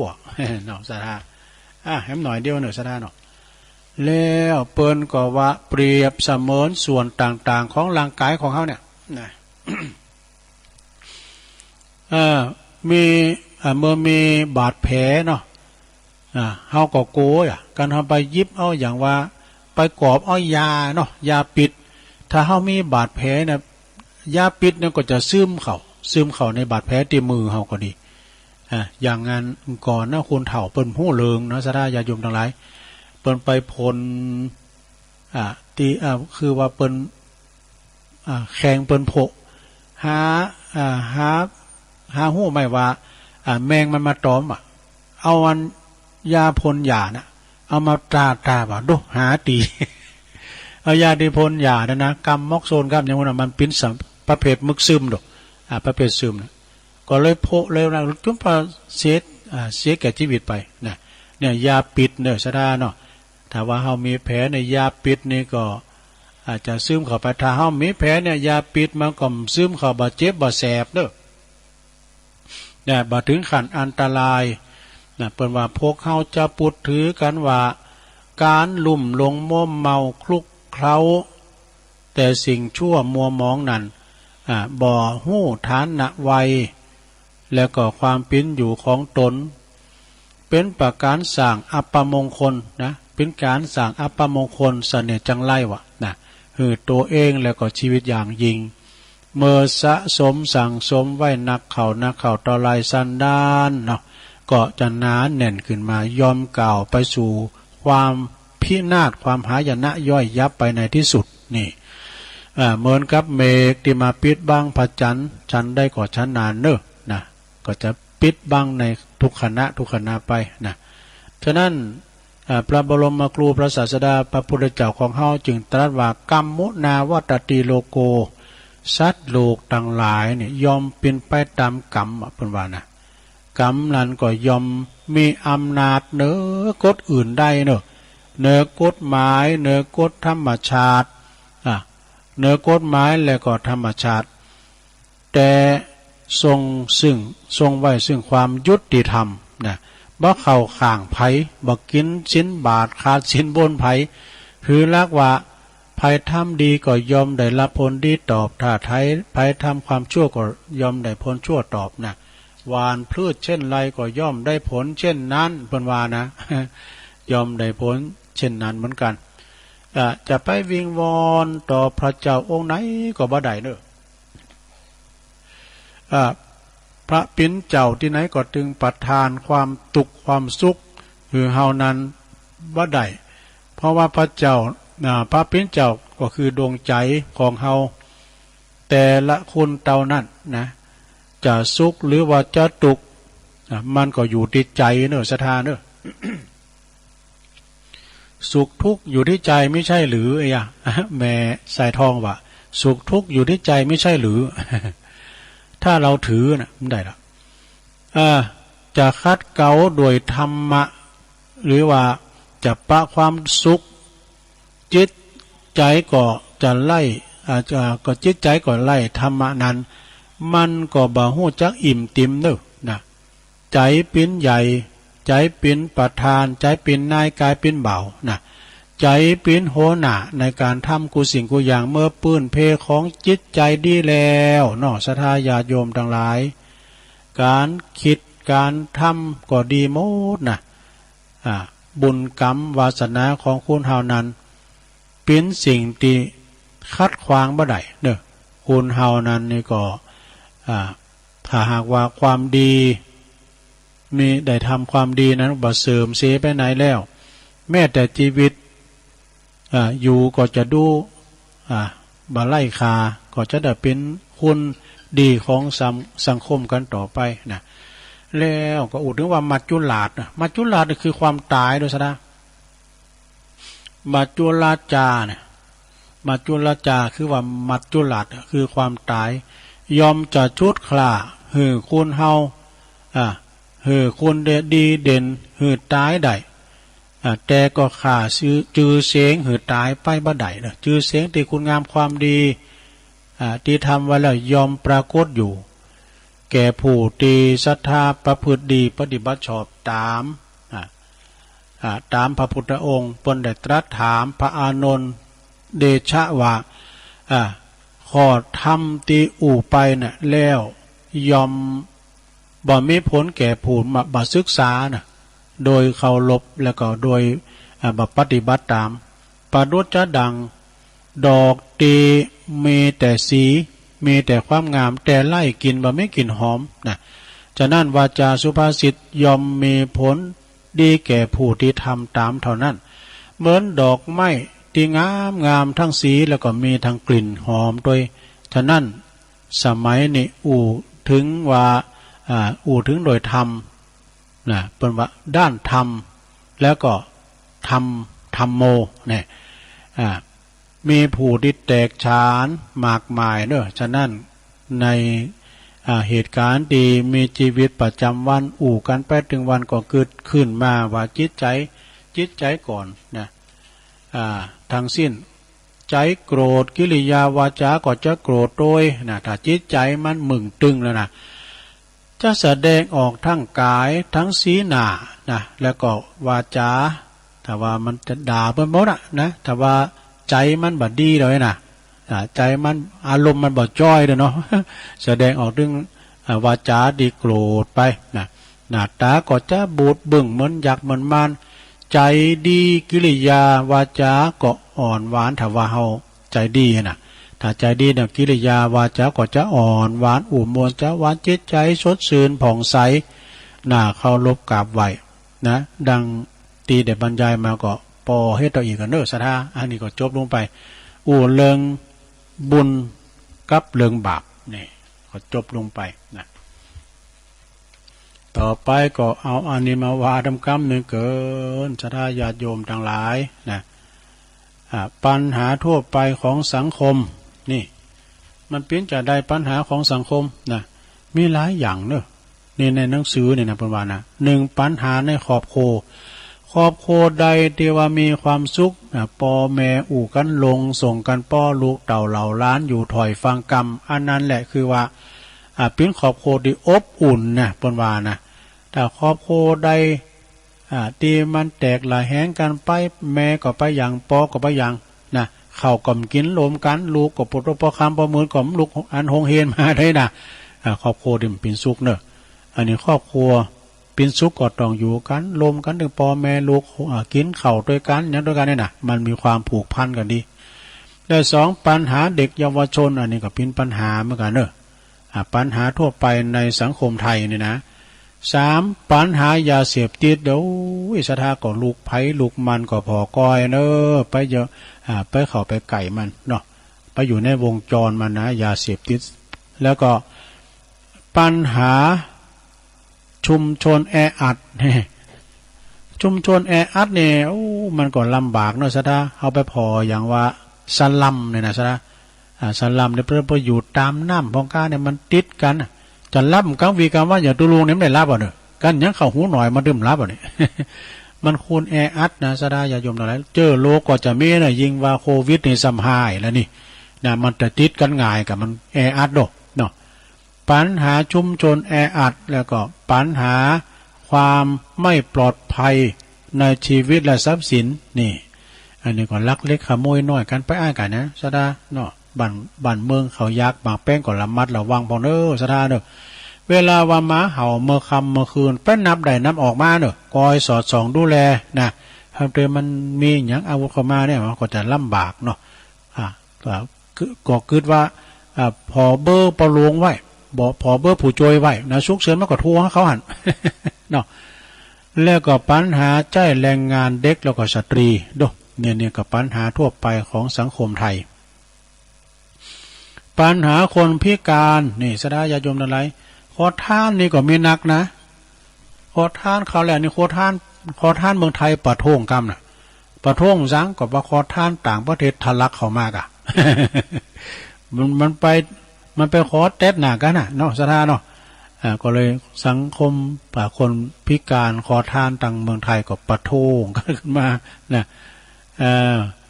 แล้วก็ปัญหาความขาดแคลนการบริการและก็สวัสดิการสังคมในชนบทนี่เนาะต่อไปปัญหาในด้านสุขภาพและอนามัยของชุมชนเนี่ยสุขภาพนี่มาเป็นที่1เนอะสถาญาโยมคือเฮารักษากายสังขารของเฮาดีๆเนอะรักษาธาตุขันธ์ว่ะในธรรมกันว่านะคือรักษาธาตุขันธ์สิ่งดีกินก็ไปกินสิ่งที่ไม่ได้กินก็ไปกินเนี่ยนะรักษาดูแลเจ็บป่วยเมื่อยไข้ก็ไปหงยุกหงยาหงหมดหงหมอเอกเอายามากินก้ามสังกาเนี่ยถ้าว่าปิ้นยังหน่อยๆนี่ปิ้นยังถ้าปิ้นหนักแล้วเนี่ยมันเอามันได้นะสถานเนาะแล้วก็ต้องไปหาแพทย์หาหมอกันไปสุขภาพพลานามัยมาปิ้นที่1ถ้าว่าเฮามีพละกำลังเข้มแข็งมีพละกำลังแข็งขันนี่นะเจ็บไข้ใดป่วยมีสุขภาพพลานามัยสมบูรณ์แข็งแรงโอ้ยมันนึงเลิศปนถูกหวยนะอย่างปนว่านะมีเงินมีคำก็โชคดีอยู่นะมีเงินมีคำเตรียมเล่าเตรียมร้องก็ตามแต่ถ้าว่าสุขภาพบ่สมบูรณ์บ่ดีน่ะมันก็ชีวิตก็บ่สมบูรณ์เด้อสถานเนาะแล้วก็เปิ้นว่าปัญหาความยากจนนี่ มันก็มีไปกุฏิสถานปัญหาความยากจนนี่นะมีไปตึงบ้านน้อยบ้านใหญ่บอกว่าบ้านนอกบ้านนาการรับจ้างอ่างบายบ่เดือนนี้ก็การแรงงานก็หน่อยสถานญาโยมเขายากมาแป้งนะการนำมันขืนเนี่ยอย่างนั้นอย่างต่างๆขืนหมดปุ๋ยมก่อนในกา700เดี๋ยวนี้ปันปลายสถานเขาสารก็แปลงขึ้นมานะน้ำมันพืชก็แปลงขึ้นมานะโน่สถานเนาะอันนี้อันใดอันหนึ่งก็แปลงหมดยอมกินนั่นเนอะสถานเนี่ยยอมก็คือไปใส่นัก ก่อนว่ายอมกินนะไปใส่นักนี่นะปัญหาความอยากจนแล้วก็ปัญหาสิ่งแวดล้อมปิดโดยนี่ยังแควหน่อยนะสิ่งแวดล้อมคือว่าหมอกควันเนี่ยเต้นแต่มีสกรรมฝุ่นมาเจ้าเนาะก็เริ่มเพราะมีหมอกควันแล้วก็หญ้าเขียวกระจีฝุ่นตกดีนะพี่นี่นะเนาะ ฝ่าฝุ่นดีแล้วก็สุดท้ายปัญหาด่านศีลธรรมและวัฒนธรรมทางจิตใจเนอศรัทธาญาติโยมทั้งหลายเนี่ยถึงแม้ว่าเฮาไม่ได้ไปวัดไปว่าก็ได้ฟังเทศน์ฟังธรรมนะคัดเกลาจิตใจของเฮาก็โมนอกโมนใจไป ครูบาอาจารย์เนี่ยเพิ่นก็เข้ามาหือธรรมะหือกลับถึงบ้านถึงจองเนี่ยศรัทธาลุกมาเมื่อเจ้าก็ได้ยินแล้วตื่นขึ้นมาก็ได้ยินนำได้ยินธรรมดีกว่าเสียงจมเสียงแจงเสียงด่าเนาะ ได้ยินนำธรรมคำสอนนะมีหลากหลายบึดตุนหนึ่งมาบึดตุนหนึ่งมาบึดครูบานั้นมาบึดก่อคารวะญาติโยมนั้นมามันหลากหลายซะนะแล้วก็คืนนี่สำคัญกันแล้วนะคืนวิทยุเนี่ยกะก่อนเนี่ยAM เนาะมันเมื่อเนี่ยเขาก็ได้ยินเสียงน้ำเสียงธรรมกรรมหนึ่งแต่ประเด็นนี้มันมีตลอดวันถึงแม้ว่าเฮามีวิทยุก็ตามเด้อซะนะเฮาก็ยังมีฟังในมือถือได้ฟังจากฟังตัวเจ้าเนี่ยลุงทองมาหาบุญช่วยมันมีหันหมดซะนะเปิดใน YouTube แต่ก่อนนี่จะฟังเพลงแต่ละเตือนเขียนจดหมายไปขอกับดีเจบ่เนาะ 2-3 วันเพิ่นได้อ่านนะติดสแตมป์ไว้นี่ บ่เดี๋ยวนี้ยกหูกำเดียวก็ถึงแล้วซะท่าเนาะวิวัฒนาการมันเจริญขึ้นมาเด้อแล้วก็ไปลืมบุญคุณของสถานีวิทยุเนอะเฮาฮู้จักกันถึงวันนี่ก็ย้อนคืนนะสะดาเนาะบางคนหันหน้าหันตากันสักกำเตยอย่างตุลุงน่ะบางคนหันไข่หันตูตัวนี้หน่อยแต่ว่าได้ยินกระเสียงน่ะสะดาเสียงมันไปโทรดูเมื่อคืนซ้ำให้8จังหวัดนะตั้งแต่2 ทุ่มเป็นต้นไป8จังหวัด24สถานีดูสะดาเปิ้นไปกันนะฉะนั้นก็ศรัทธาญาติโยมทั้งหลายก็ฟังกันไปเนอในโอกาสในวันนี้ก็แต่มามาจ้ามาทดแทนเขาประกาศว่าว่าภัยโทษต่างลายมาตุลุนมืดตึกเนอะก็เดียวก็มันจบก่อนนะเดี๋ยวลุงก็จะได้โทรปิกกันนี้นะเพราะว่าตุเจ้าน้อยเพิ่นเต็กเพิ่นเต็กแล้วก็มันลายมันหายหมดก็แทมเบิดนี้ศรัทธาญาติโยมก็ฟังนำทำคำสอนหลวงพ่อใหญ่เนอะว่า2 ทุ่มเป็นต้นไปก็ในเมตตาบารมีธรรมหลวงพ่อท่านพระครูนิวิตศีลสังวรเปิ้นจะมาทุกคืนวันพัดเนอะตีประมาณ2 ทุ่มปลายนะสักหน่อยแล้วก็จนถึง4 ทุ่มนะ2 ชั่วโมงเหมือนกันแล้วก็ช่วงเจ้านะก็6:10เป็นต้นไปก็ฟังในเมตตาบารมีธรรมท่านพระครูปริยัติชัยวัฒน์เด้อเพิ่นก็จะมาเข้ารายการศรัทธาญาติโยมทั้งหลายความจริงนี่ครูบาอาจารย์ที่มาออกรายการเนี่ยนะศรัทธามาโดยจิตอาสาเด้อมันจะมีสิ่งตอบแทนอย่างซักอย่างน่ะมาเกิดพออย่างอาจารย์วรรณชัยดูเพิ่นอยู่ดังแปะน้อยบ่น่ะดูคุณแปะบ่นำมันก็ออกเองคุณครับก็หือเองศรัทธาดูเพิ่นลุกปุ่นมาออกรายการว่ะที่วัดปากตั้งเจริญเนี่ยเนาะมาโดยจิตอาสานะค่ะว่าไผ่หักหูมดัดแต่เนี่ยอยากหน่อยศรัทธาเนอะเขาก็บางทีตุลุงก็เสียดายนะเสียดายบุคลากรไปฟังตุ้นนั้นก็ตุ้ยเตะมนแตะมนว่าใครเอามาออกสถานีกรรมน้อยนะซ้ำเตือนเปิ้นก็บ่หูมเหมือนกันหน่อยศรัทธาแล้วแต่จิตใจไผมันนะบางตุ้นบางองค์ก็บรรยายธรรมก็ใช่กันนะบุคลากรอันสำคัญก็เปิ้นก็ขึ้นหูมมาแต่ก่อนนี่ก็มีหลายอยู่กะเขาก็มากันเพี้ยนตำบุญเดี๋ยวนี้เปิ้นยอบย่างกันไปก็มีอดีเหลือนี่ก็กันนะอย่างตุลุงเขาเนี่ยเพิ่นกินใจแล้วก็ถึงมาชุมาเด้อก็เลยมามันได้ไปลุงดอยไปไหนก็เลยมานั่งอยู่ห้องสี่เหลี่ยมกระจายไปเนาะก็สำนึกในบุญคุณของคืนสถานีเนอะที่เปิ้นถวายเวลาเนี่ยเนาะเมื่อก่อนนี้สาธุเจ้าในสมัยครูบาบุญตันเขาเนี่ยเปิ้นมาออกรายการสมัยAMนะท่านพระครูอาตรวิสุทธิคุณลุงสมัยตัวน้อยอยู่เป็นละอ่อนอยู่เปิ้นมาออกAMนี่เปิ้นจะต้องเสียงกาเวลานะซะนะซื้อออกกับน้ำแจ่มห้ามดีนะต้องซื้อชั่วโมงนะก่อนที่จะมาออกรายการเนี่ยเนาะแต่เนี่ยเปิ้นฟรีนี่มุนต้นนั้นเปิ้นก็มาต้นนี้เปิ้นก็มาศรัทธาเพราะว่าการแสดงธรรมหรือว่าการออกรายการวิดีโอนี่มันถึงจ้องถึงบาท อีแม่เขาก็ต้องได้ไปวัดแต่ค่ะฟังยังนะก็ฟังได้ทุกอิริยาบถสี่นั่งนอนยืนเดินนะจะนอนฟังก็ได้ซะได้อย่าโยมอะไรเนี่ยซ้ำนึกถึงบุญคุณของคืนนะอย่างประเดียวเนี่ยเนาะคืนวัด104วัดไฟหิน104เปิ้นน้ำฝุ่นตกแล้วน้ำมันไหลเข้าสายอากาศแล้วก็ย้อนเข้าเคืองปอดตัวปรากฏว่ามันลุไปหลายวันแล้วเนาะแฮมปิ้นติด2ติดปุ่นเนาะซะท่าเปิ้นจะเปลี่ยนใหม่เมื่อใดฟังอาจารย์มหาสมชาติประวัติเต็มกว่า50,000นะดูเนี่ยช่วยกันออกรอบบทเวลาว่าได้ยินกับโทรกันมาหนเนี่ยเจ้านั่งรถโดยอาจารย์พระครูไปก็เดี๋ยวก็โทรมาอย่างได้ยินอาจารย์ว่าเปิ้นเสียเนอะแฮมเป็นติดปุ่นเนอะเป็นว่าคุณเฒ่าเปิ้นโทรมาเนาะโทรมาถามว่าอย่าฮื้อยำออกรายการ104วิไหนเดี๋ยวตุลุงก็ไปก็โทรมาเหมือนกันน่ะ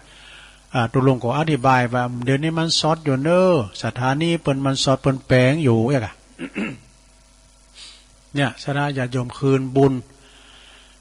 เพราะว่าจะเป็นคืนทางใดก็ตามโดยเฉพาะคืนเฮาเนี่ยคืนสีขาวออนไลน์ไปหลายตีเปิ้นเกาะกิ่วสัญญาณไปนะแถวเจียงแสนเจียงไฮแถวปุ่นพะเยานานเปยยังปุ่นไปหมดซะนะฟังเปิ้นโทรมาหรอกเนาะเมื่อคืนบ้านเปิ้นโทรมาก็เอาฟังก็เป็นดิโมเนาะที่เปิ้นโทรกันมาน่ะซะนะอันนี้ก็ความสำคัญในคลื่นวิทยุเนี่ยมันเข้าถึงบ้านถึงจองในเมตตาบารมีธรรมหลวงพ่อท่านพระครูนิวิตศรีลสังวรนะเจ้าคณะอำเภอเวียงป่าเป้าในเปิ้นก็ถือว่าเป็นการเผยแผ่ที่สำคัญในคืนวิทยุนะมันเข้าถึงบ้านถึงจองเลยนะเปิ้นแฮมกินแฮมว่าอยู่ในสลีตีนอนอยู่ตั้งนอกอยู่ทำการทำงานฟังได้ตั้งมือถือก็ได้ตั้งวิทยุก็ได้แต่วิทยุมันดังเด้อเนอะต่างงานวัดไฟหินเป็นกำลังซ่อมแซมอยู่นะจะนั่นญาติโยมทั้งหลายแล้วก็คือโอกาสก็ครูบาอาจารย์ตัวอย่างตัวลุงในอู่ซื่อๆนะถ้าว่าตัวลุงมันได้คุณขว้านะตัดปิ้นอ้ำใส่มือไปแล้ว มันได้ฝึกสมองด้วยนะซะนะได้ฝึกสมองด้วยเนาะเดี๋ยวกันเนอะเจริญพรโยมอยู่ตั้งได้แม่สีทอนกะเจริญพรยังข่าวตอมชั่วโมงนึงอยู่นั่นน่ะเจริญพรเจ้าไว้อันนี้รอบสอง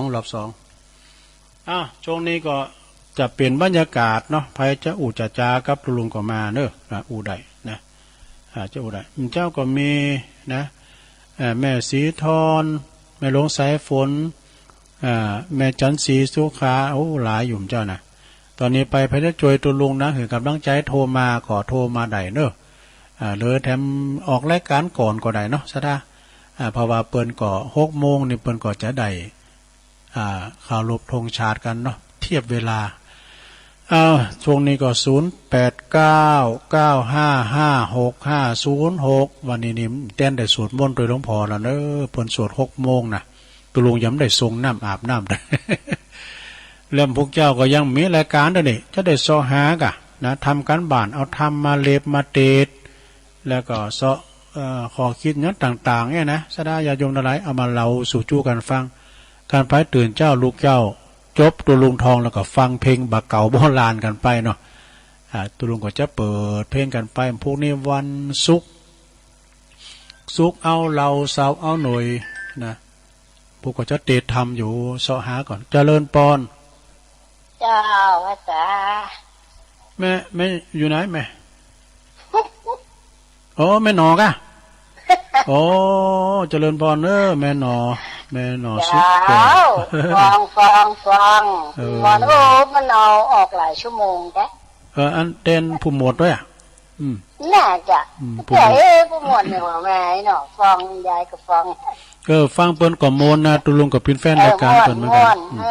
ชอบเปิ้นก็จัดแต่มื้อ3 โมงมาก็มีนะกันเวลาว่างเปิ้นจัดยาวเปิดเพลงเก่าด้วยอันนี้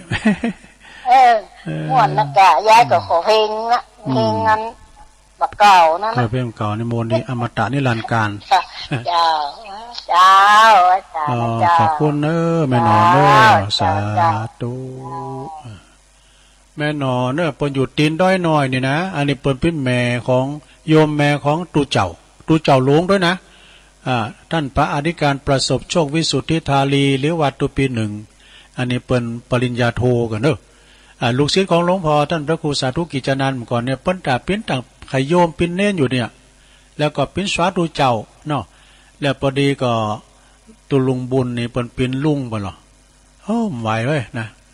นึกเอ้ยนะมาเป็นตุหลวงแทนกันหรอ เอาตุปีหนึ่งไปเป็นเจ้าอาวาสแทน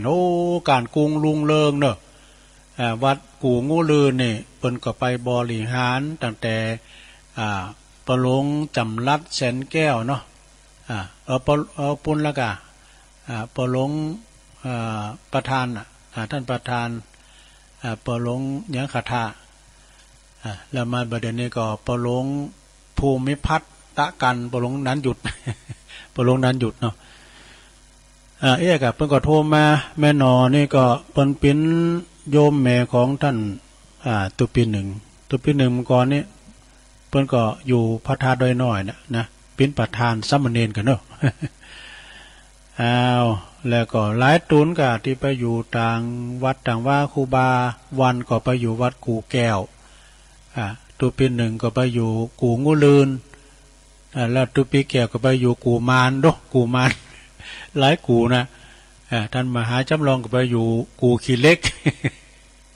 กรรมกูนี่ก็คือเป็นคล้ายๆกับถาดเนี่ยนะกูกุดเนี่ยวัดกูกุดเนี่ยนะหลวงเนาะวัดกูกุดวัดกูแก้ว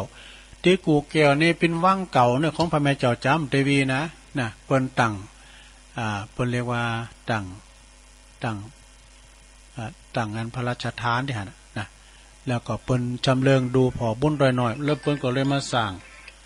งวัดพระธาตุดอยน้อยนะเดี๋ยวกันเด้อเจริญปอนพระเจ้าแม่อยู่ไหนอยู่แม่แก้วปะโก้ยขวงเปล่าหมู่11เจ้าจำตองแม่แก้วอ่ะเจ้าแม่แก้วอยู่บ้านอันขวงเปล่าขวงเปล่าปะโก้ยจำตองปะโก้ยจำตองปะโก้ยหมู่11โก้ยขวงเปล่าหมู่11เนาะเจ้าเคยได้ยินด้วยน่ะตะกี้กรรมฐานนี่กะรอบแรกตะกี้กรรมฐานแม่แก้วปลากุยขอทายเหรอแม่แก้วปลากุยหงเป้าเนาะจอมตองหมู่11มันเคยโทรมาซะเตือนน่ะแล้วโทรหลายเที่ยแล้วล่ะกะนั่นสกุลกันทวังนั่นแหละกันทวังก็ไม่หลายกะกันทวังกันทวงกันทวังกันทวังนี่ก็นามสกุลของปครูสุทัศน์กันทวังปครูสุทัศน์เจ้าผัวของยายมันอยู่ต้นพึ่งกับพ่อแม่มันน่ะต้นพึ่งแม่บุญศรีสร้างเลงครับบ่น่ะต้นพึ่งยายเป็นต้นพึ่งต้นพึ่งแม่ฟังแต่รอบแรกกับประธานเต้นแล้วล้อกับเนี่ยยาวๆแล้วมันถึงมีสายไผแหละ เดี๋ยวนี้เพิ่นทำอาหารกันทำกินกันอยู่เพิ่นยังปิดเข้าบ้านเขาจองกันเด้อพวกเจ้าก็โทรมาทั้งมันโทรประธานฟังถึงวันเดี๋ยวนี้ก็ฟังกันไปเนาะแม่เนาะแม่แก้วปากล้วยคงเป้าจอมต้องหมู่11อันแม่เลี้ยวเขาก็อยู่คงเป้าด้านหมู่11แม่เลี้ยวเขาแม่โบคีอยู่ตรงโบนบ้านแม่แก้วน่ะแล้วก็ปอถันนัดเขากันนี่น่ะตอนนี้คนฟังกันหลายตำบลต่างคงเป้าต่างดอยเกี่ยวต่างซบเตะต่างบั่นลุงนี่น่ะตำบุญเนี่ยโธ่ฟังกันหลายรอบหลวงพ่อออกตะกี้กับประธานก็สายจัดห่างเนาะแม่ก็เดี๋ยวจบนี่แล้วก็เดี๋ยวโทรมาเหมือนกันหรอไม่ใส่นะเจ้าขอบคุณแม่แก้วเนอะสาธุแม่แก้วป่ากล้วยจอมตองขวงเปาหมู่11เนอะขอบคุณแม่แก้วเนอะที่ได้โทรมาปิ้นกำลังจิตกำลังใจอู่จากันหูจักกันตั้งคืนเนาะสะทาหูจักกันนำเลงเสียงปากอันนี้เสียงตัวยองน่ะคงเป้าตุลุงก็เคยไปวัดคงเป้านะกะคงเป้าในหมู่11หมู่ถึงหมู่15ก็ฮะเนาะเปิ้นมีเป็นหมู่เนาะคนหลายเนาะสะทาเนาะอย่างบั่นหลงจอมต้องกาเนี่ยเปิ้นเป็นกึมใจนั่นแหละคือเคยไปแห่จอฟ้าก็เอาเนนไปบินที่บาทก็เอาเนนไปบทพักร้อนน่ะไปบินที่บาท เพิ่นใส่กันหนักขนาดกาดเนี่ยนะกาดคงเป้าก็ได้กาดเมื่อเจ้านะปูดรู้เดี๋ยวกันนะแม่วางหูกะอ้าวสายอื่นเข้ามาได้เนอะขอบคุณแม่แก้วเนี่ยกำลังวางหูตัวลุงโคตรวางแล้วก็สะท่ากาดปูนนั้นตีเนอะกาดที่ไหนตุกาดวัดหน้าวัดดุงโลงเนอะอันนั้นในการเอาเนนไปกุมเข่าไว้นาปูดรู้แม่กานี่เปิ้นโ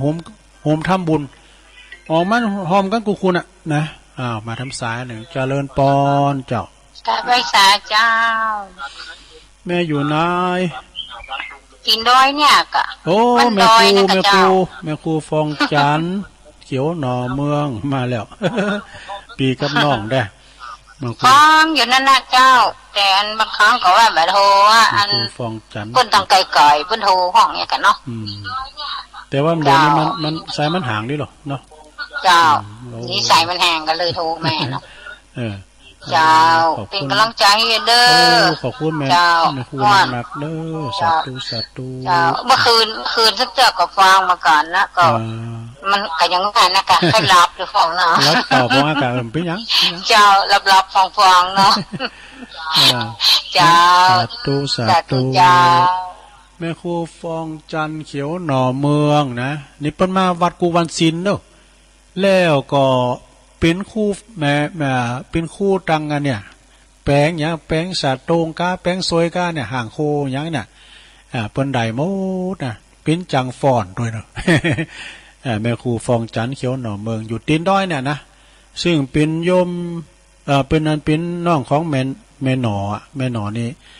เปิ้นเป็นปีอันนี้ก็ตังสายเคยหยาดเนาะของหลวงพ่อตุยขอบคุณเด้อที่โทรมานะมีแถมก่อโทรกันแม่เด้อสดากินข้าวกันกะเนาะสายห่างไปเนาะเอามาทำสายละปดลู่สายมันพอคืนนะแต่ก็พอดีเจริญปอนเฮ้ยเจ้าตุลุงอยู่ไปกู้ตุลุงอยู่เด้ออันนี้แม่ทองเอ้ยหลายปีนะคะหลายปีทางใดแม่หลวงแม่หลวงสายฝนอีกะแม่หลวงสายฝนจันกุลนะส่วนที่อยู่นี่ฟังทุลุงเนี่ยตัวเนี่ยน้องผักขาวดีเด็ดถูกทีมทุลุงนะกะนักกะก่อนมันมีแพโทรมาก็โทรมาเพราะกะเนาะจิตอาสาแม่หลวงสายฝนจันกุลนะจากน้องผักขาวจิตอาสาสาธุเนอขอบคุณหลายๆเนอะน้องผักขาวนี่วิหารบนทรงจันทร์สดาเมตตาบารมีธรรมอาจารย์พระครูสถิตสรคุณเจ้าคณะตำบลนำดิบเจ้าวัดหนองผาขาวนะเปิ้นแปลงวิหารบ่เดียวเนี่ยบุตรมอง50 ล้านไปรอหล่อมไปแล้วโธ่ทางใดจ๊ะไปปิ้นหยังเก่าแม่จันสมตึก6 โมงแม่จันสมก็แต่วันนั้นตึก5 โมงแล้วเนาะนั่นก็พอดีมาเตียนอาจารย์ผู้หมวดด้วยผู้หมวดนะผู้หมวดเจ้าตุลุงก็ตุลุงได้ไม่ได้ลองทำเห็นไปว่าเผือกไปว่าเปลือกนะว่าได้แบบเปื่อยโทรไปหาตุลุงหม่อนดีหรอถ้าเกิดโทรมาอย่างเป็นกำลังใจกันเนาะเจ้าฟังคำวัน2 รอบ 3 รอบหมดดีได้กันพูดกันได้2 เลยฟังคำตัวอย่างนั้นดีแล้วนะพี่กูเพียงกินกันไปเจ้าพูดกำลังใจนะเจ้าขอบคุณหลายๆเน้อแม่จันสมเน้อนมัสการเจ้าแม่จันสม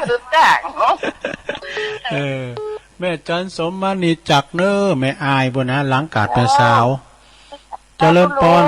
ตอบ2แล้วเน้อถ้าเปลี่ยนหยังก่อนเจ้าขนาด3 โมงแล้วนะเจ้าแม่พันป่าบุ้งเวงดีกะป่าบุ้งเวงตุลุงเมาเนาะร้อนแตนเปิ้นเนาะเจ้าป่าบุ้งเวงฝางม่วนดีเจ้าก็ย่ำตัดสัญญาณ6 โมงนั่นตัดสัญญาณเนาะเจ้ายังตัดเจ้าฟังได้อยู่เจ้าขอบคุณหลายๆเด้อต่างตุปีเลินเขาตุลุงเจ้ากำไว้สารให้เจ้าแม่พันสาธุบุญรักษาเทวดาคุ้มครองเด้อเจริญปอนเจ้ากำไว้สารเจ้าท่าน แม่หลวงป้านะไม่สิพันอย่าโอ้ขอโทษเอาเสียงเหมือนแม่หลวงคำปั่นแม่หลวงปั่นตาโจแม่สีพันโอ้ดีกันปวดท้อแม่สีพันก็แต่สองแควเจ้าวันนั้นเปิ้นมีซอด้วยเนาะเจ้ามีซอด้วยเจ้านะกะตุลุมได้ไปสักว่าปีหน้าเนาะอ๋อเจ้าไว้โอกาสหน้าเนาะท่านอาจารย์ท่านมหายังโทรมาอยู่อ่ะแม่บอกเปิ้นนี่ยายวันนี้มนต์เนี่ยตุลุงก็ว่าโอ้มันติดที่วัดสลายแล้วเนาะเป็นยังวันเดือนเพิ่นก็จะว่าหยังจ้าเป็นกำลังใจให้พระสงฆ์องค์เนรทุกส่วนทุกองค์เด้อที่เผยแผ่ธรรมะนี่นะโอ้ดีแล้วเนาะขอบคุณนะแม่เด้อแม่สีพันบ้านสองแควเด้อก็ขอบคุณแม่โดยเด้อที่ได้โทรมานะแม่สีพันนี่เปิ้นก็โฮมกินโฮมตานนะอย่างแม่สลินทิพย์เปิ้นก็คล้ายๆกันนะไปกินไปตานที่ไหนก็ไปโดยเฉพาะก็ที่ว่าวัดสองแควนี่ก็ขอแสดงความยินดีครับท่านเจ้าอาวาสโดยนะเปิ้นก็ได้รับเป็นเปิ้นเห็นได้จบประโยค3แล้วเด้อปีหน้าก็ประโยค4ขึ้นไปเลยลูกศิษย์พระลูกวัดเปิ้นเป็นกูแฝดนะตัวน้องได้ปริญญาธรรม3ตัวอ้ายได้ปริญญาธรรม5เด้อโอ้ดีแต่อันนี้ก็การสนับสนุนเนาะโดยการสนับสนุนของท่านเจ้าอาวาสเปิ้นก็ฝ่ายในการเฮ็ดโดยท่านอาจารย์พระมหายานสัจจายาโนเจ้าอาวาสวัดสองแควเนาะตำบลสองแควอำเภอดอยหล่อเขาเนี่ยนะตัวลุงก็เฮ็ดมหาเหมือนกันนะมันเป็นมหากรุณาธิโกไปวาลินนั่นน่ะสุมาเด้อมา3 สาย2 สายเดี๋ยวดูน้อยยอบย่างแต่ไปส่งน้ำอาบทาทำบืดก็จะมาคุ้นคว้าถ้ามาเนาะทำการบ้านพวกเจ้าก็จะมามาจ้าเนาะมาเต็ดน้ำเต็ดทำกับเจ้าภาพแล้วก็สอนนิทานทำมามาจ้าพองไอ้กะนะเมื่อเจ้านี่ยังแควนหน่อยมันลงดีแล้วก็คุณโทรก็ไลน์ด้วยดูเดี๋ยวนี้เพิ่นทำอาหารกันพองก็ไปเยการทำงานกันนี่กะนะได้อยู่ตึงมดตึงแต่3 โมงมาดู22 สายดูก็มีแม่นอสุกแก้วเนอชั่วโมงที่3นี่นะเดี๋ยวเอาสายนี่ก่อนเจริญปอนโอ้นมัสการครับตอนไหนจ๊ะปออกสันลูกจอยต้นมือครับไปอายโอ้พี่น้องสันลุงจอยปนานหยังถือปอเพนเจ็ดเป็นนานปอเพนเนี่ยปอเพนปอเพนได้ปอเพนวัดต้นมือเนี่ยป่ะอยู่สันต้นมือบ้านสันลูกจอยหิมวัดสันต้นมือก็ท่านมหาวาลินเนาะนาลินโทครับวัดเดียววัดเนี่ยค่ะมันวาลินดีกะโอ้พี่น้องก็จะลายดูหันนะสันตุนมือพี่น้องหลายเพราะอยู่สันตุนมือเนาะครับหิมวัดก่อนนี่ก็เคยไปวัดหันหลายตือตีหันนะที่วัดสันตุนมือมันมีหลายสันแต่สันลุ่มจอยสันตุนมืออยู่สันลุ่มจอยว่าพี่น้องสายแดงก็โทรมาแล้วที่ก็เดินทางเลยขอบคุณประเพณนี่ตลอดครับผมโอ้ขอบคุณประเพณนักสาธุเนาะก็มีแม่หนอสุแก้วบ้านดอยน้อยแม่แก้วปลากล้วยโคงเป้าหมู่11ปนแม่ฟองจันแม่ครูฟองจันเขียวหน่อเมืองจากดอยน้อยมีแม่หลงสายฝนจันกุณะจากน้องผาขาวแม่จันสมมานี่จักรอบ2อันนี้เปิ้นอยู่พุ่นแม่อายบุญนะหลังกาดแม่สาวแม่พันป่าบุ้งเวงบุญเนอก็ยังฟังอยู่นะแล้วก็แม่สีพันสองแควอยู่อำเภอดอยหล่อเขาเนี่ยนะแล้วก็ปอเพนเด้อปอเพนสันตุนมือฟังอยู่นะพวกฟังอันนั้นปอเพนเด้อพวกกตี3ก็เข้ารายการอยู่เนาะเอาละสดาญาโยมนำรายการจากราชธาไปก่อนตุลุงก็จะไปสารสาลงทรงน้ำอาบน้ำให้ก่อนได้จะมาทำการบาตรเนาะ วันนี้ผิดพลาดประกันได้ก็ขอสุมาอภัยโดยขอบคุณตั้งคืนทุกคืนได้เปิ้นก็เกี่ยวสัญญาณไปเนาะวันนี้ก็ขอขอบคุณทุกเสียงทุกสายโดยอยู่ดีมีสุขอายุมันความยืนมีจุกมีใจวันภูกเจ้าประการตี3ปีต่อไปจัตตารโอธรรมาวัฏันติอายุวันโนสุขังปะลัง